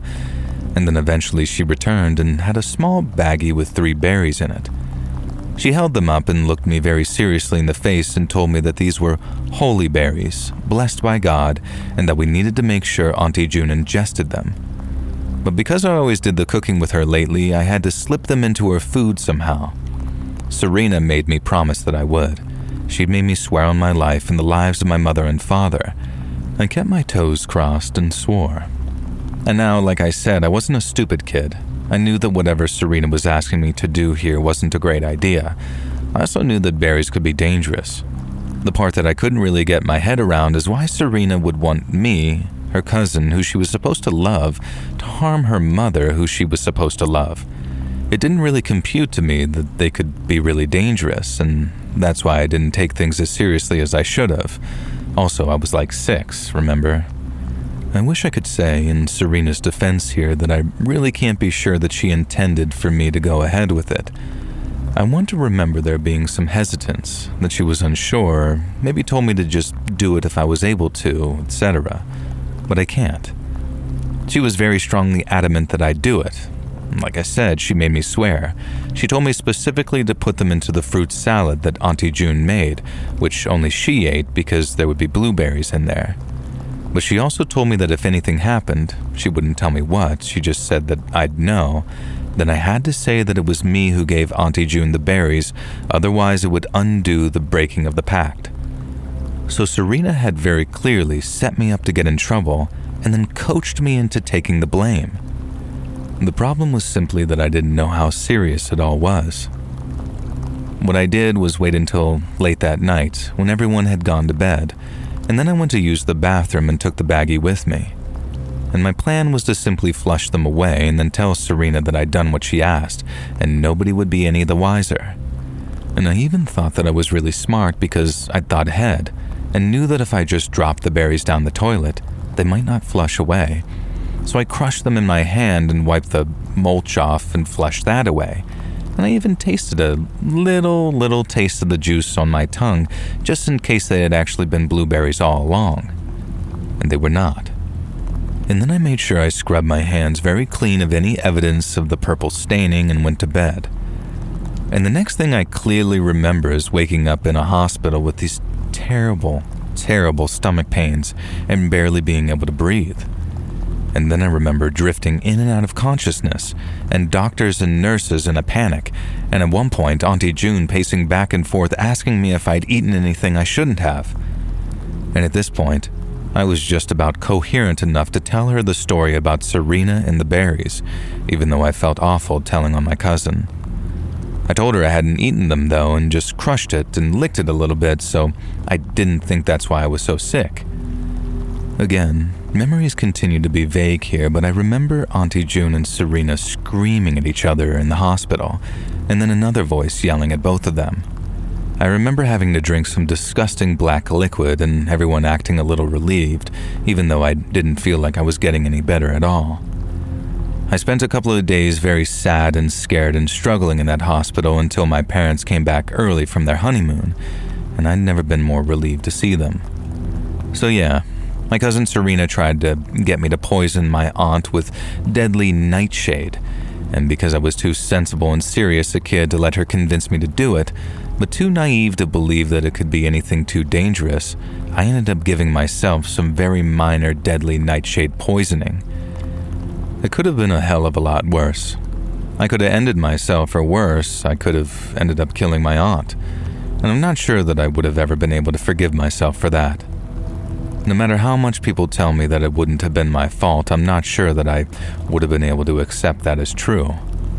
One thing that was true, though, was that Serena had tried to convince me to poison her mother, and her actions had led me to getting mildly poisoned instead. So, of course, everyone wanted to know why and what the hell had happened. I didn't really follow or understand what was going on at the time, being so young. I just recovered in the hospital and was told that I wouldn't be seeing Serena or Auntie June again. Later this changed, but that's what Dad told me, pretty angry at the time, and I think a part of me had become scared of Auntie June after all the things Serena had told me in the horror novels on her bookshelf, because I just remember being glad that I wouldn't have to deal with any of that again while I was focused on just getting better. And here's how everything eventually played out, though. It turned out that Auntie June had been severely struggling with Serena for about a year. Out of the blue, she'd gone from a well-behaved and kind girl into a monster. June was barely coping with her, but didn't want to admit it to anyone in case they judged her. She knew that Serena had always genuinely cared about her little cousin, so she thought that me going to stay there during my parents' honeymoon might heal the rift between them, and instead, it made things worse. My dad was extremely angry at his sister for withholding how serious Serena's behavior had become. Apparently, Serena had used physical violence against June shortly before my stay, and all Dad could focus on was the fact that I'd been endangered. It didn't take long to realize he was being harsh on Auntie June. Serena wasn't just a troubled teen, it turned out. She was eventually diagnosed with a handful of serious mental illnesses and underwent prolonged psychiatric inpatient treatment. At one point early on, Dad was adamant that they pushed for an attempted murder charge against Serena, especially because she seemed extremely unrepentant at the time, and when it was discovered how mentally sick and suffering she was, that was soon dropped. Eventually, the rifts mended. Life was very hard for Serena, but she eventually overcame her demons. We actually joke about this and leads a somewhat normal, if unconventional life. We are very close friends, and she knows that I'm sharing the story. We have a kind of attitude about it where we'll both get a kick out of it if it somehow manages to appear on an actual Let's Read video, so hopefully that proves that despite it being an completely terrifying, horrific experience for everyone involved, it did at least have a happy ending.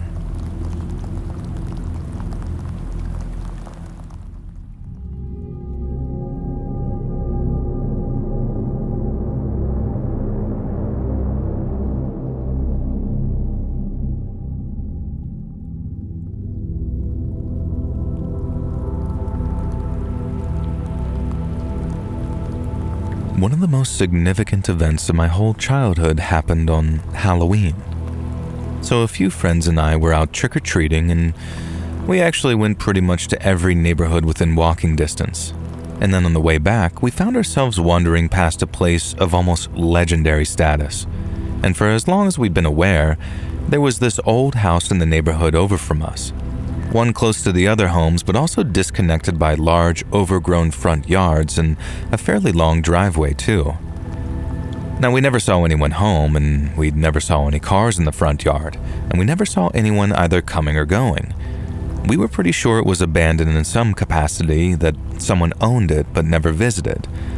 But what we were 100% certain of is that the place was haunted.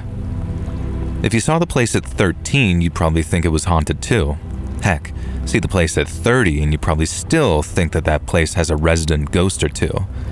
It looked like a haunted house, all old and gothic and stuff, like the kind of place the Addams family would live.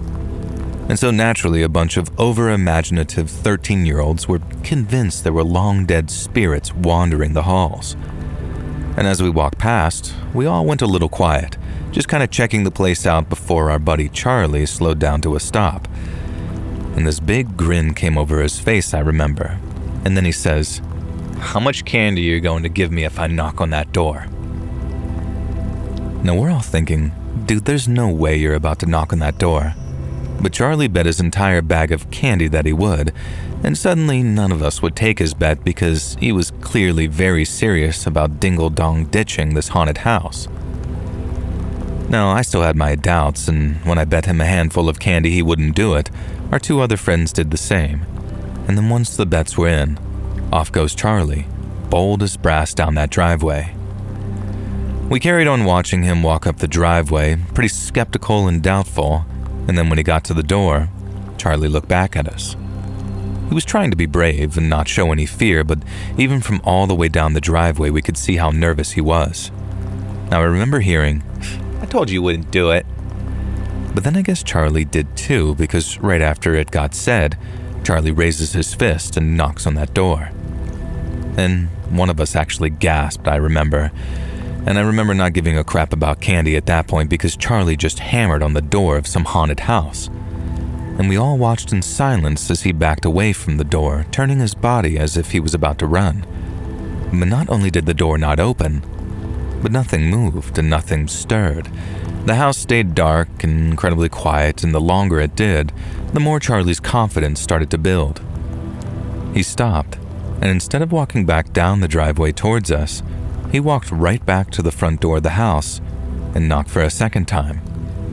He did it even louder that time and with a kind of playful rhythm too. Do-do-do-do-do-do-do. And we're laughing among ourselves by that point, mainly at just how brazen Charlie was being. And then once he heard and saw us laughing, that only spurred him on more. And when he knocked a third time and started yelling out, "Hello? Anyone home?" We thought it was hilarious as kids. I guess it was all that tension being relieved, realizing that our fears about that place had been completely unfounded. Charlie started yelling about how if a ghost didn't appear to give him a treat, he was about to give them a trick they'd regret. Then he yelled that he was going to come back with holy water and sprinkle it all over the place so the ghost couldn't live there anymore. And we were just laughing our butts off by the time he got to that part, and one of us says, "All right, brother, you won. Come get your candy, let's get going." But Charlie wasn't done. He then started dancing on the porch, singing the Ghostbusters theme like, "I ain't afraid of no ghosts." And then we were about falling over laughing. And then just as I looked up, sides hurting from laughing so hard, I saw the door behind Charlie suddenly open. And all three of us stopped laughing as Charlie spun around, just in time for this shadowy figure to come lunging towards us and snatch him up. Charlie screamed, but it was no good. This person dragged him back into the house before slamming the door closed. And then there was silence again. The moment that door slammed, the three of us went running down the driveway while yelling Charlie's name. I guess it was pure instinct, something propelling us to try and help our friend. But that front door was closed and locked, and since busting into the house some other way seemed insane, we knew the only best thing to do was to go get help. As I said, the house was like this oddity in the neighborhood, part of it but not part of it, so there were a couple of houses nearby we could run to. And we ran to the door of one, just banging on it until some angry-looking adult opened it up, and then we all started yelling together in this chaotic explosion of begging and pleading. And I guess all the guy needed to see were the looks on our faces to know that we weren't just a bunch of trick-or-treaters anymore. I remember he ran inside, called the cops, told us to all shut up, and then asked one of us to explain in a few words what had just happened before he relayed all that information to the cops. We were still freaking out, begging them to hurry, but the guy kept telling us to shut up so he could hear the dispatcher.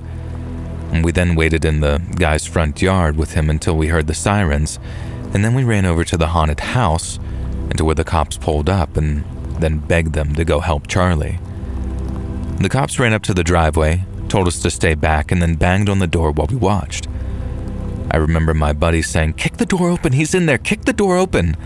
But obviously the cops wouldn't do that right away. We thought we were going to have to wait minutes, and those were minutes that we didn't think Charlie had, so we started freaking out all over again, thinking no one was taking us seriously. We all joined in, yelling at the cops to get in there and rescue our friend, but all they did was banging on the door again, saying, "Police, open up." It was agonizing, thinking Charlie was going through God knows what, and the cops are just knocking on the door like they're collecting for goodwill. But then right after they'd knocked that last time, the door swung open again, and out stepped a man with Charlie at his side. We weren't close enough to hear what was said to the cops, but we could see Charlie just standing there, either nodding or shaking his head every time the cops directed a question to him. And that just kept going on for a minute or two as we stayed quiet, expecting the guy to get arrested at any moment, but he didn't. The cops didn't even touch their cuffs, and then another minute or two of talking, the guy walked back inside, what was by then a well-lit hallway, and shut the door again. The cops walked Charlie up the driveway towards us, and we were still in this sort of stunned silence, not able to comprehend how that grabber hadn't been arrested. But then as they got close, one of the cops was saying something like, "Lucky that gentleman was home to help your friend out. Things could have been much worse." And we're thinking, what the hell are you talking about? And started explaining Charles had been grabbed and pulled in. But then the cops basically told us not to make up tales like that, and they knew that we were trying to do some sort of prank on that place because that person wouldn't give us any candy. Now, we didn't know what he was talking about at first, but when it clicked that that grabber had tricked them somehow, one of my friends got incredibly mad, saying, That's not what happened." And he tried explaining the whole thing to the cops, like from start to finish. But then Charlie turned to him and said, "Dude, we shouldn't make up stuff like that. It's not cool." And we were stunned for what seemed like the 12th time that night. And I mean like completely stunned into silence, so all we did was just sort of stare at Charlie, thinking, what the hell's gotten into you? And the cops told us it was time to go home, and that they saw us out on the street again, causing trouble, they'd drive us all home personally with some very stern words for our parents. And this was the last thing we wanted, so we did as they said and just started walking back home. But you can bet that we asked Charlie what the hell happened in that house that made him act so suddenly weird.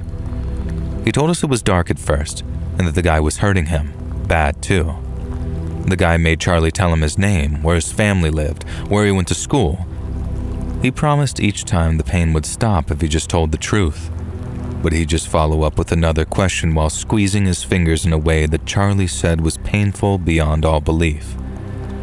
The guy made Charlie tell him almost everything personal about him, and then he said if he ever showed his face around or he talked about what he'd seen inside that house, he'd burn Charlie's home down at night with his family asleep in their beds.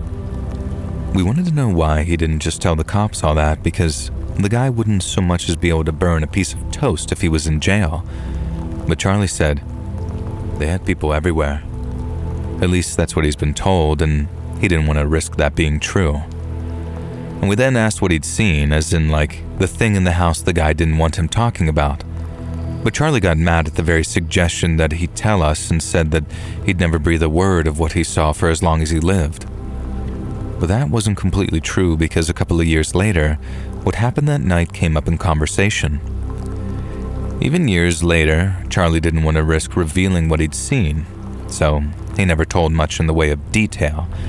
But all he said was that it was bad, really bad.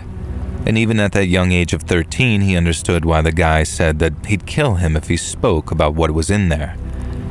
And he said that that was what made him believe that something might actually happen if he talked, because it was obvious that they weren't normal and that they weren't good either. Sometimes me and my friends would talk about it, the ones that were there that night, and we didn't say anything to anyone else, but sometimes we'd talk about it among ourselves when Charlie wasn't around. And sometimes we wondered if he was making it out to be more than it was. But Charlie wasn't the type. His story also stayed completely consistent and for many, many years too. And he also refused to go anywhere near that part of the neighborhood again, and if he'd made it all up, I don't think he'd have been that scared for that long. We ended up going to different colleges later, and we ended up losing touch over time. I learned to know better than to ask what he saw inside that house, but that doesn't mean I don't wonder, and to this day, I think about whatever it was he saw, and it was so terrible that it actually scared him into keeping it secret.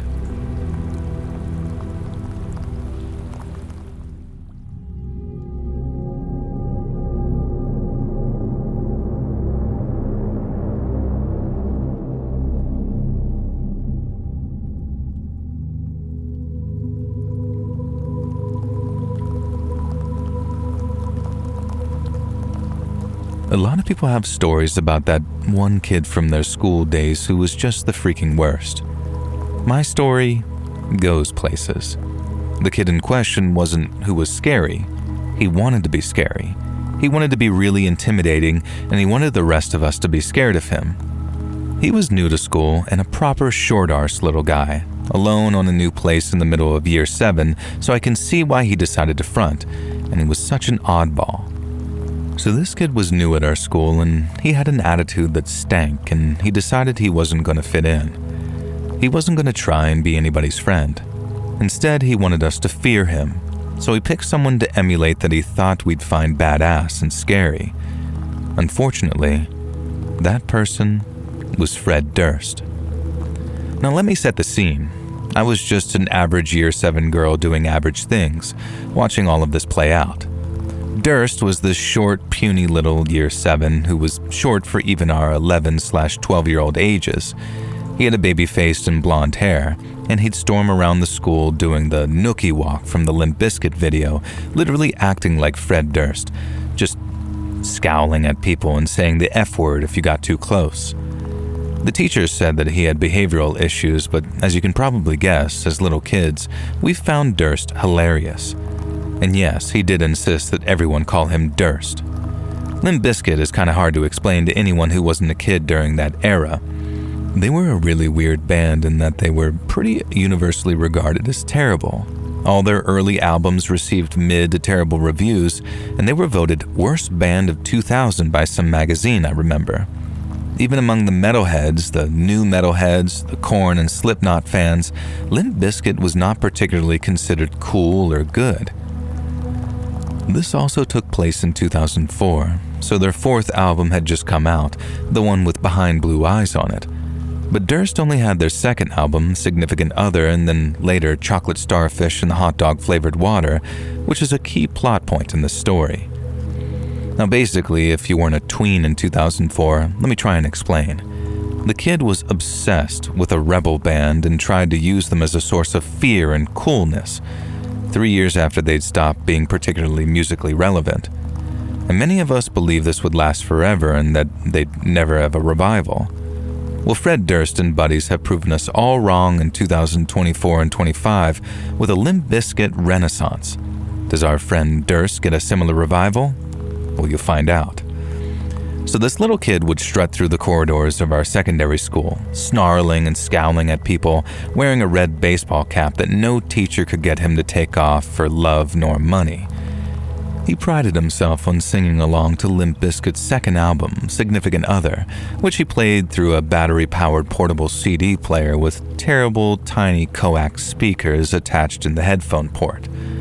and no matter how many times the teachers tried to confiscate Durst's CD player or ban him from listening to Limp Bizkit, he somehow managed to steal it back within a day and would have returned to blasting Significant Other through the corridors, hallways, and classrooms of our secondary school. I think the teachers would have taken him more seriously if the rest of us hadn't constantly mocked and made fun of him. And eventually, Durst didn't care that we weren't afraid of him.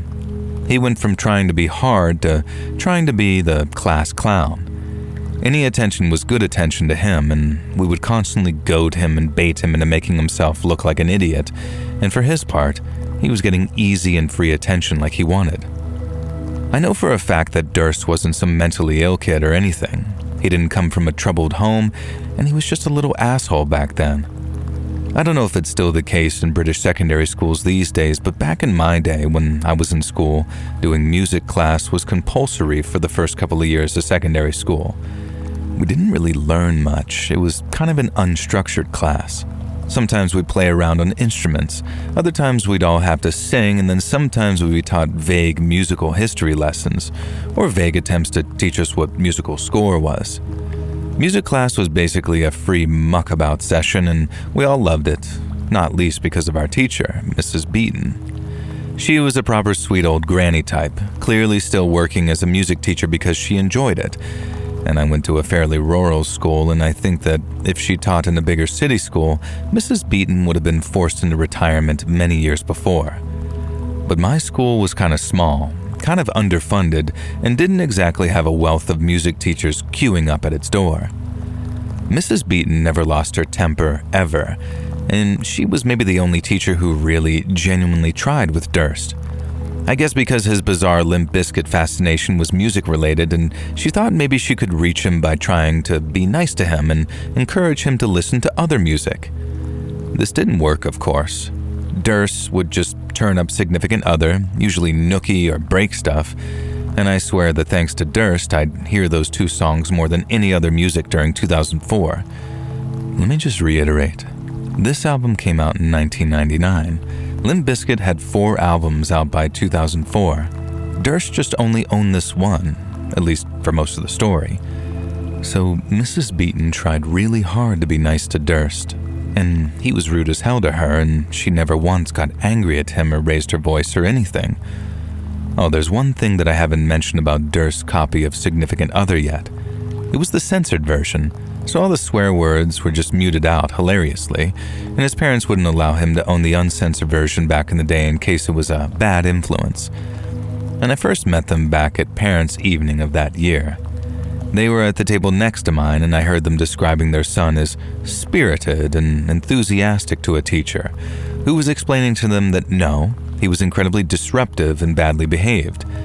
They seemed actively shocked at this, which was the first time I discovered that his whole Durst act was mostly only at school. And this was before the Mrs. Beaton incident. So back to that, every time he'd disrespect Mrs. Beaton, the rest of the class would get particularly mad at Durst. We started calling him Durst the Worst, which I think is a nickname Fred himself probably heard often.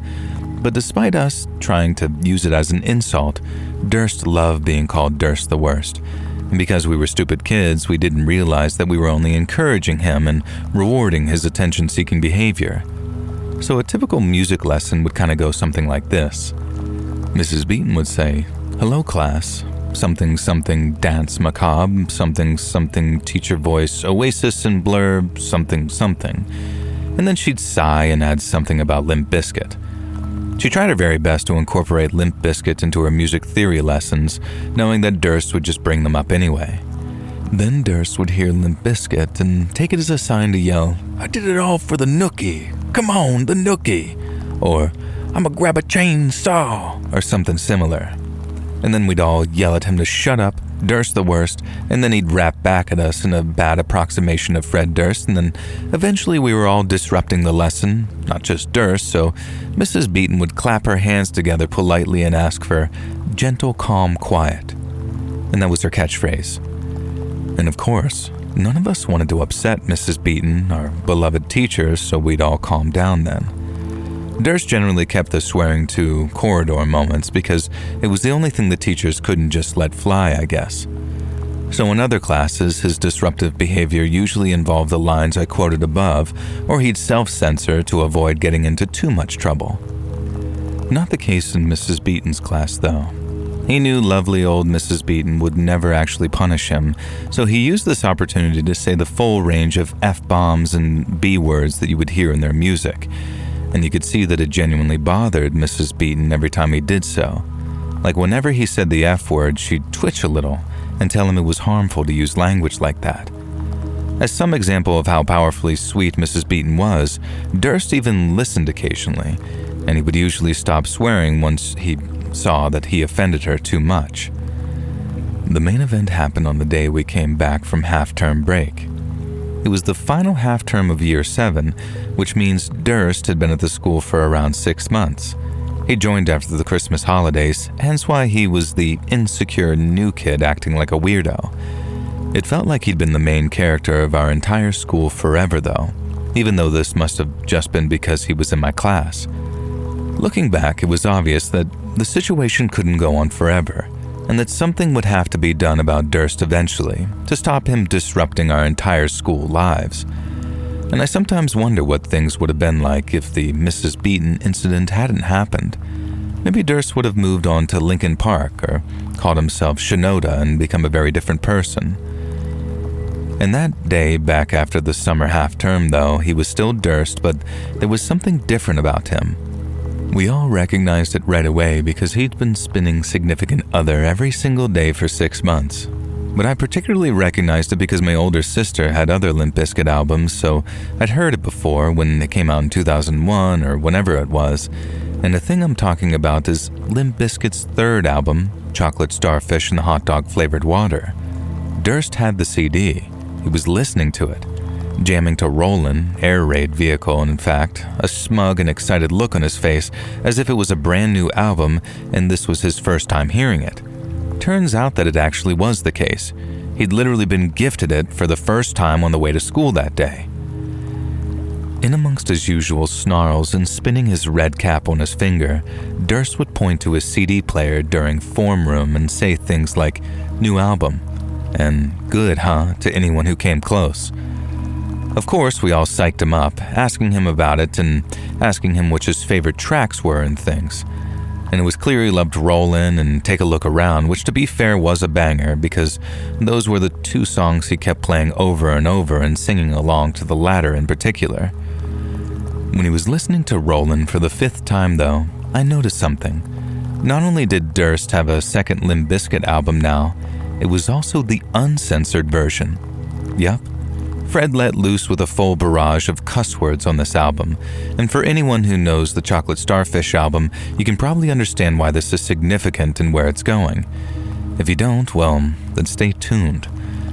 Because music was our last lesson of the day, and for most of the day we saw Durst strutting through corridors or in some of our classes, rapping along to Rollin', snarling at Year 11s, and doing some kind of new dance to this day that I don't think Fred Durst ever did. And I'm pretty sure it was from that one Bloodhound Gang song, but for whatever reason, Durst did that dance along to Rollin'. I'd been listening curiously all day, wondering if Durst would dare to play the title track of the album in front of the teachers.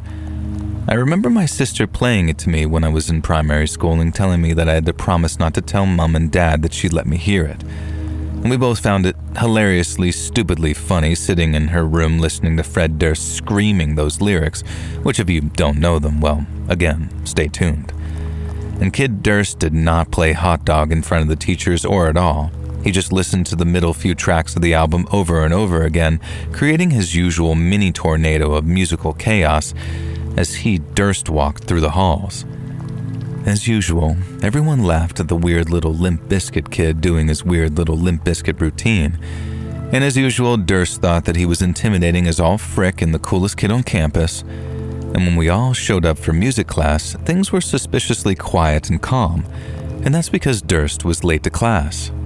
Mrs. Beaton took the register and asked if Durst was out today. One of us said no, he was in school, but she just shrugged and began the lesson, which today was going to involve listening to some classical music and talking about Tchaikovsky.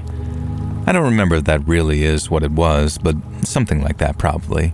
And Mrs. Beaton gave me some preamble and then sat down at her desk and put her hand on the CD player.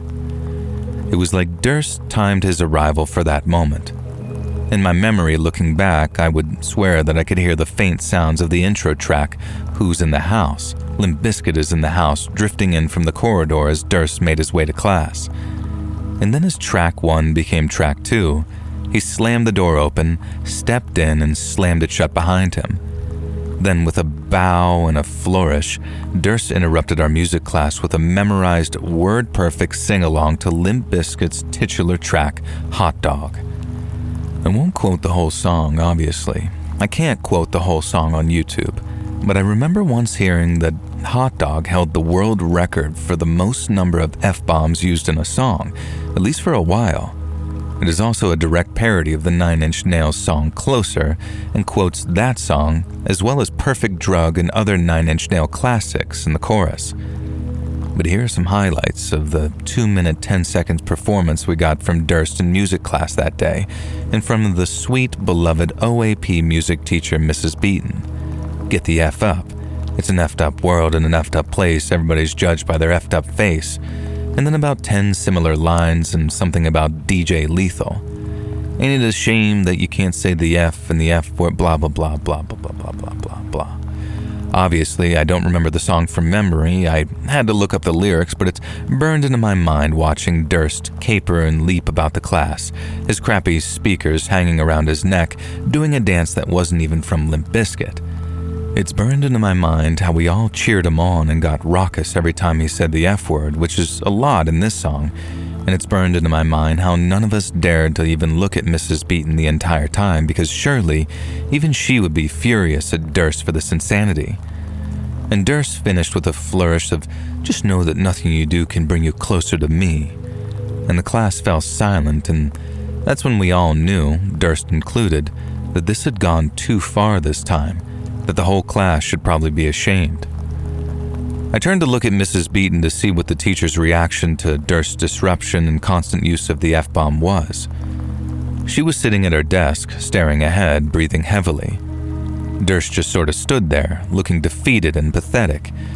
It was the most normal human behavior I'd ever seen from him. He even took his cap off and muttered, "Sorry, miss," and went to sit down. Mrs. Beaton was still staring ahead, breathing heavily. She didn't even look at Durst as he went and sat down, and looking a bit sheepish. And that's when I realized that she wasn't looking at any of us. She was staring off into space, like the top left corner of the classroom, so staring at nothing basically. One of the other students quietly said, "Miss?" to try and get Mrs. Beaton to react. She slowly stood up, and as she did, so I could tell even then something was deeply wrong, she swayed on her feet, her breathing still heavily, and we still thought that it was just anger and outrage at Durst. Mrs. Beaton took a few unsteady steps out from behind her desk and into the center of the classroom. The desks had been arranged in a sort of U shape around the teacher's desk, so there was a central space where we'd congregate if we played the instruments. Right now it was empty, and this is where Mrs. Beaton walked. The whole time she was staring into space. Then she reached up with her right hand and gripped her chest, suddenly and viscerally. Then she sort of shook a few times on the spot, let out a strangled cry, and dropped to the ground, a dead weight. Literally, I'd discover later. Mrs. Beaton had suffered a massive, devastating heart attack and a brain aneurysm. And to those of us who saw it happen, we'd swear it occurred as a result of sudden trauma. It felt like Durst had shocked dear, sweet Miss Burton into having a heart attack with his performance of that song. Of course, we didn't know it was a heart attack at the time, or even that she was dead. First, there was panic and some kids running to get another teacher, and breathless explanations of how Durst had burst into class and performed a song, resulting in Mrs. Beaton dropping to the ground. And then there was more chaos and paramedics and teachers crying and guiding students out of the classroom carefully. And then finally, all of us kids were saying one thing to each other under our breaths. Durst killed Mrs. Beaton. The next few weeks must have been awfully difficult and complicated for the other teachers. Mrs. Beaton was beloved among staff as well, of course, and it's really hard to argue that Durst didn't kill Mrs. Beaton, even though he obviously didn't mean to or even mean to harm her. But adult teachers can't go accusing a 12-year-old boy of killing their 76-year-old colleague because she had a heart attack in response to his bad behavior. They still had to treat that bad behavior in the same way they would have normally treated it. Unfortunately for them, they all knew they'd been complacent with Durst, and if they suddenly acted differently, it would imply that they believed that he was at fault. Now, I have a bit of insight here, so I know that his parents had had plenty of meetings with the school, and the teachers panicked and worrying about the psychological effect that it would have on their son if he fully blamed himself for Mrs. Beaton dying. On the other hand, they understood that he couldn't be allowed to believe that he held no responsibility either because his bad behavior had led to something terrible happening. So basically the teachers and his parents decided that he should be punished, but not too much. Simply moving schools wasn't an option at first, and they also decided that it could make Durst internalize too much guilt. So basically it meant that Durst got a handful of detentions and our music teacher was dead. In the eyes of his angry classmates, who all knew we bore a bit of guilt too, this meant that Durst had gotten away with murder, literally. We only had a few weeks left for summer term, and I think most of us were too shell-shocked at seeing Mrs. Beaton die to literal cringe to actually act on it then. We all received counseling, although surprisingly little concerning that we'd seen a woman die in front of our eyes.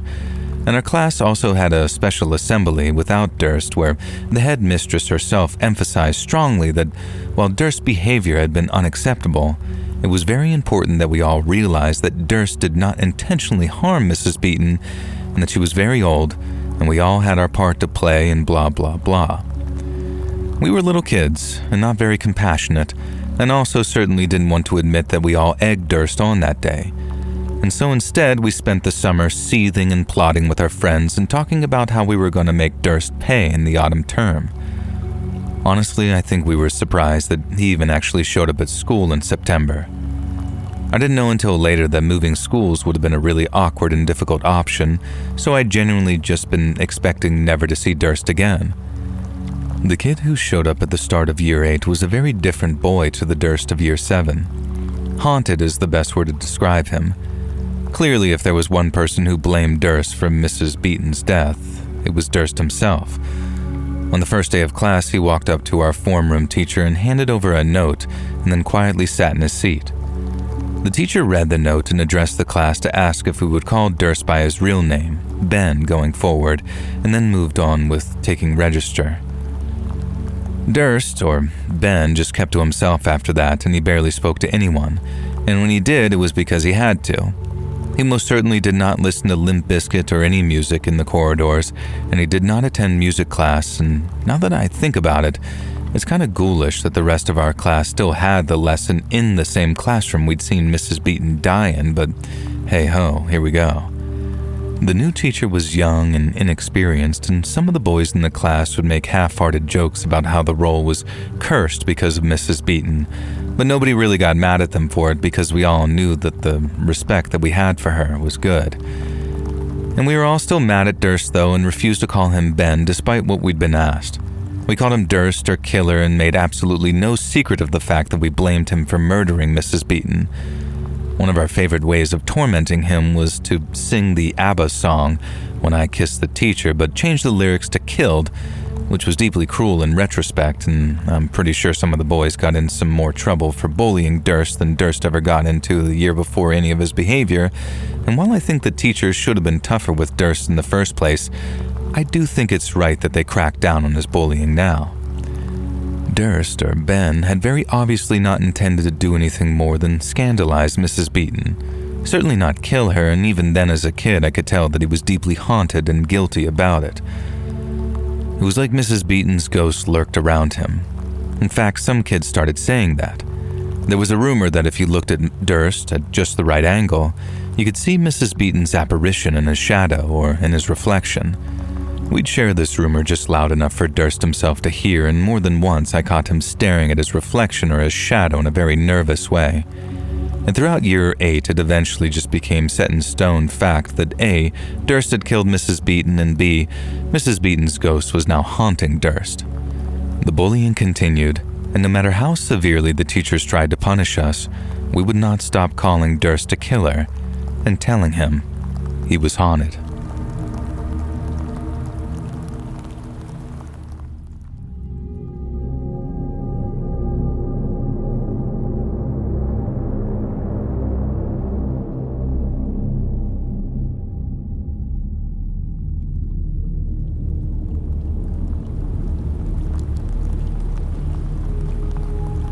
Last September, I somehow landed this incredible employment opportunity. The company was based out in the Pacific Northwest, and seeing that I was in NYC, I replied somewhat on a whim because the pay was so good. They gave me a call, I interviewed okay, and then when I didn't hear anything back for a couple of weeks, I figured that they just passed me over. But then one day, they called and told me that I'd got the job. I didn't say anything about not being serious regarding my application, but I did tell them that I might have some logistical issues in moving across the country and finding a place to live. I thought that I'd have them considering other candidates, but they were so dead set on bringing me aboard that they offered 12 months of free accommodation until I got onto my feet. It was a nice place too, small for a house, but well put together for what I could tell. And so in the space of around 24 hours, that application I sent off on a whim ended up changing my life. About a month later, I'd moved out to Washington to start my new job, and I was absolutely enamored with my new house. It was actually the first time that I'd lived in an actual house and not just an apartment, and having expected to live in New York City for most of my life, living in a house wasn't something I expected until I was aged like 40 or 50. It might sound kind of lame, but it was very exciting in a sort of now I'm grown up kind of way. And the thing that got me super excited as we rolled into the middle of October was that Halloween was actually approaching pretty quick. And like I said, I'd never lived in a house before, only apartment buildings, and trick-or-treaters generally don't actually stop at apartment buildings unless there's a bowl of candy outside and some direction on who to actually buzz. And that's if they trick-or-treat at all, because from experience, it's definitely much more of a suburban activity than an urban one. But that meant, as late October started to approach, I started planning what I was going to do for the spookiest day of the year. I carved a pumpkin, bought a ton of fun-sized candy bags, and then made sure my front windows had enough decoration to entice local trick-or-treaters. And let me tell you, it worked. And from maybe 5:30 to around 8 o'clock, I had around 24 groups of trick-or-treaters knock on my door. I saw a Waldo, a Beetlejuice, a couple of cowboys, and then there was the kid who looked exactly like the main character from The Bear, who'd also apparently mastered the "I'm so tired I could collapse" look. And I saw a mini Michael Myers who made me wonder how the hell a 10-year-old knew who Michael Myers was, but I think the best costumes of the night were two boys wearing Mario and Luigi costumes who were almost the exact same proportions as those two Italian plumbers. And after Mario and Luigi showed up, the group started to thin out a little, and rather than face being interrupted while I was cooking or showering, I just decided to put a bowl of candy out on the windowsill outside so any latecomers could actually help themselves. Now maybe an hour later, just after 9 p.m., I sat down on my couch to check out what horror movies Netflix had to offer. I was sitting there in my bathrobe, beer bottle in one hand and the TV remote in the other, when I suddenly heard a gentle tapping on my kitchen window. The size of the house meant my kitchen and living area were right next to one another, so I could literally turn my head and see where the person was knocking. I figured someone just wanted the candy bowl refilled, and by tapping on the window, they were just being a smartass and showing off to his costume friends by acting very creepy. Now, I wasn't mad about it. I actually kind of smiled to myself thinking, alright buddy, that's exactly what I would have done. And I was also kind of half expecting a jump scare when I pulled back the blinds too, and that maybe some masked teenage troublemaker was going to growl more candy and scare me. But I was ready for them, so I grabbed the blinds, pulled them back, and just about felt my heart stop in my chest. Standing outside in the dimly lit street, I saw a lone figure wearing a ski mask and dark clothing, and he was pointing what looked to be some kind of short, black shotgun at the window. Now, I must have looked at the guy for no more than maybe a split second, no longer than the time it took to blink, but when I look back on it, it was like he was perfectly framed by the window for maybe a minute or two. I remember how the material his ski mask was made of kind of shined in the low light, and I remember how his eyes were the widest I'd ever seen and how the whites were the whitest I'd ever seen. I remember him holding the shotgun in both hands and how it looked sleek and jet black, but kind of old and scuffed too, like it's been passed around. But then once that image had been burned into my brain, I hit the floor so hard that I ended up with some serious bruising on my arms and legs. Yet in the moment, I didn't feel so much of a twinge of pain as I slammed into the hardwood beneath me. I thought the shot was going to come at any second. I thought the glass would go flying across the room. I also figured that I was screwed either way because then he could just lean through the window and blast me. But no shot came. I'm not 100% sure how long I was lying there, but I had this weird thought of, I guess time really does stand still when you're terrified. I figured the guy was one trigger pull away from blowing out my windows and that it was seconds dragging by before he re-aimed and fired again. But then I suddenly heard a car door slam and then a really loud revving of an engine before a car sped off into the night. I didn't get up right away. Part of me didn't trust that it was over, but then after maybe a minute or so of silence, I pushed myself up off the ground and dared to peer behind the blinds. The street outside was quiet again, just streetlights and parked cars. And then when my legs stopped shaking enough for me to actually stand, I called 911 and told the dispatcher what had just happened. And that first call out was as boring as it was frustrating because after taking my report, the cops basically told me to go get a hotel room for a night if I didn't feel safe, which, I didn't feel safe. I knew they weren't exactly going to post a guard outside for little old me, but to basically be told don't like it, then leave, seemed incredibly cold. And I spent the night in a hotel and went to work that next morning with one hell of a story to tell. I figured that I'd probably spend a second night in that hotel too because I still had no idea what was going on with that masked man and his shotgun, at least until I got a phone call from a police officer in the late afternoon, and then he explained everything. So the cop who called wasn't one of the regular street cops that I'd spoken to after the incident. This guy said he was from the city's gang task force, and after hearing the report, he believed that he could provide a little insight into what had happened. According to the cop, my home's previous occupants had been gang members and had only vacated a matter of weeks before I moved in. In all likelihood, the guy with the shotgun didn't fire because he recognized that I wasn't anyone he was looking for. And rather than murder a civilian and bring down even more heat on them, the trigger man had the wherewithal to not do his job and then dive back into the getaway car before I made it to a phone. He didn't think I'd be targeted again, not after they knew that it was some civilian in that place, and not who they thought. But as much as I'd like to say that that reassured me, I'm just not sure that it had the intended effect. I realized that up in my apartment building I was actually protected. I had some crazy nights in my time, and the streets of New York City can get equally crazy at the worst of times. But whenever I was home, I was up in my castle, 3 floors above all the craziness going on down there on the street. And it didn't even occur to me until that night how in that house I was exposed to just about any son of a bitch who came up and tapped on my window. That stayed with me too for a long time, and although there soon came a time when I felt safe enough to relax again, I also knew how terrified it'd be if I heard that same tap, tap, tapping on my window again.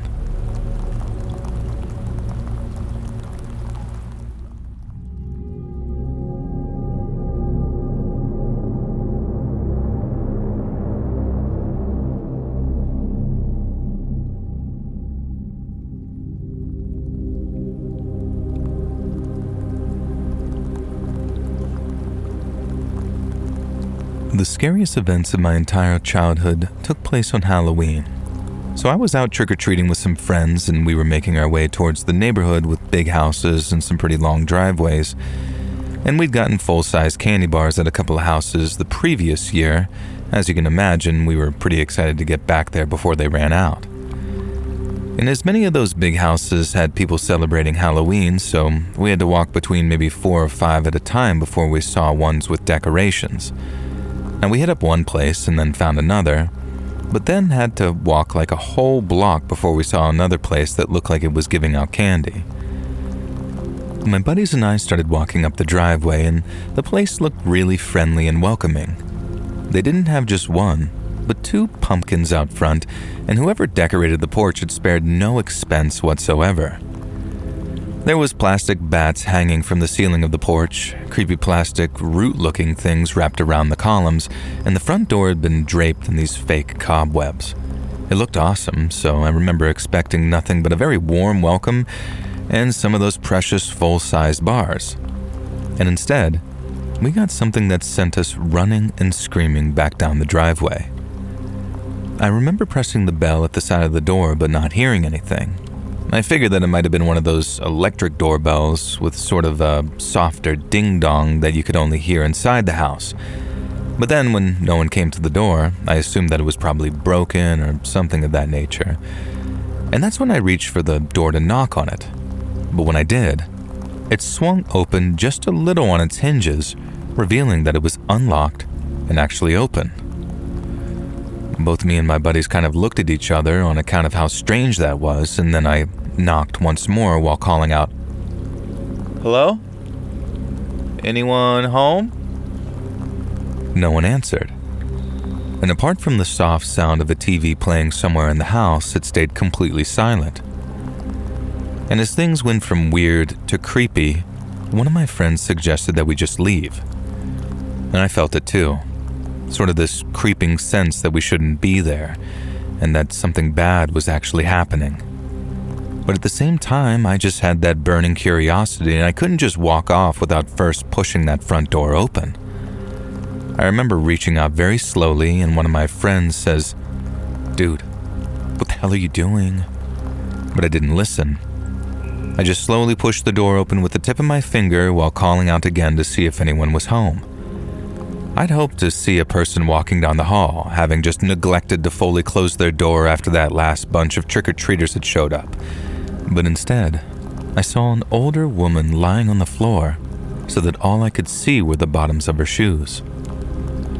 When my friend saw, he just gasped to himself, and then called out just as softly to ask if she was okay. Obviously, she wasn't okay, and I honestly thought she was dead at first.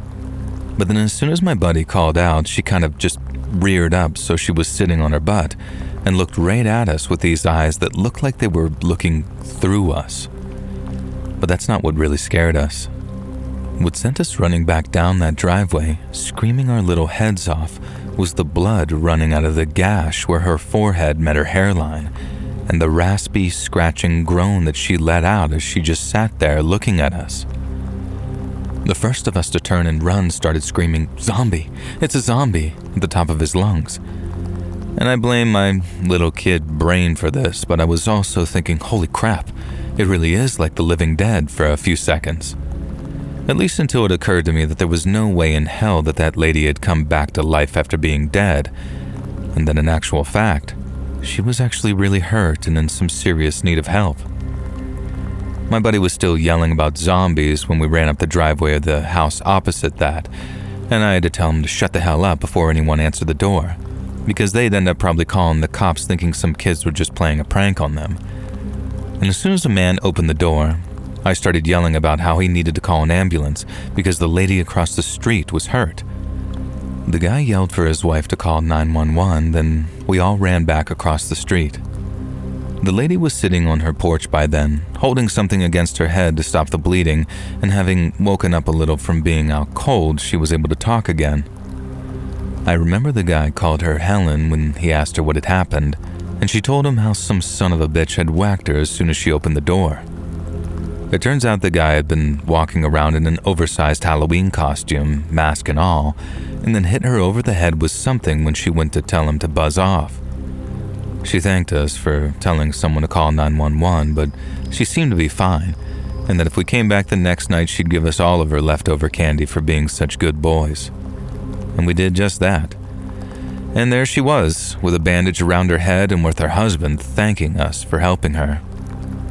I'm glad everything turned out okay, we all were, but at the time it was one of the most frightening things I'd ever experienced.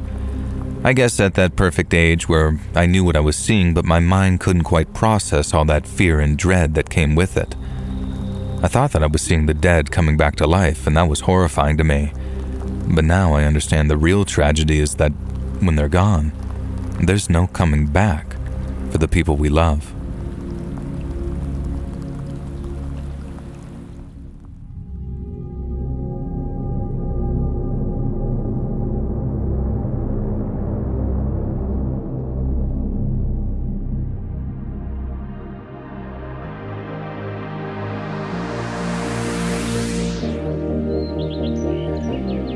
Hey friends, thanks for listening. Click that notification bell to be alerted of all future narrations.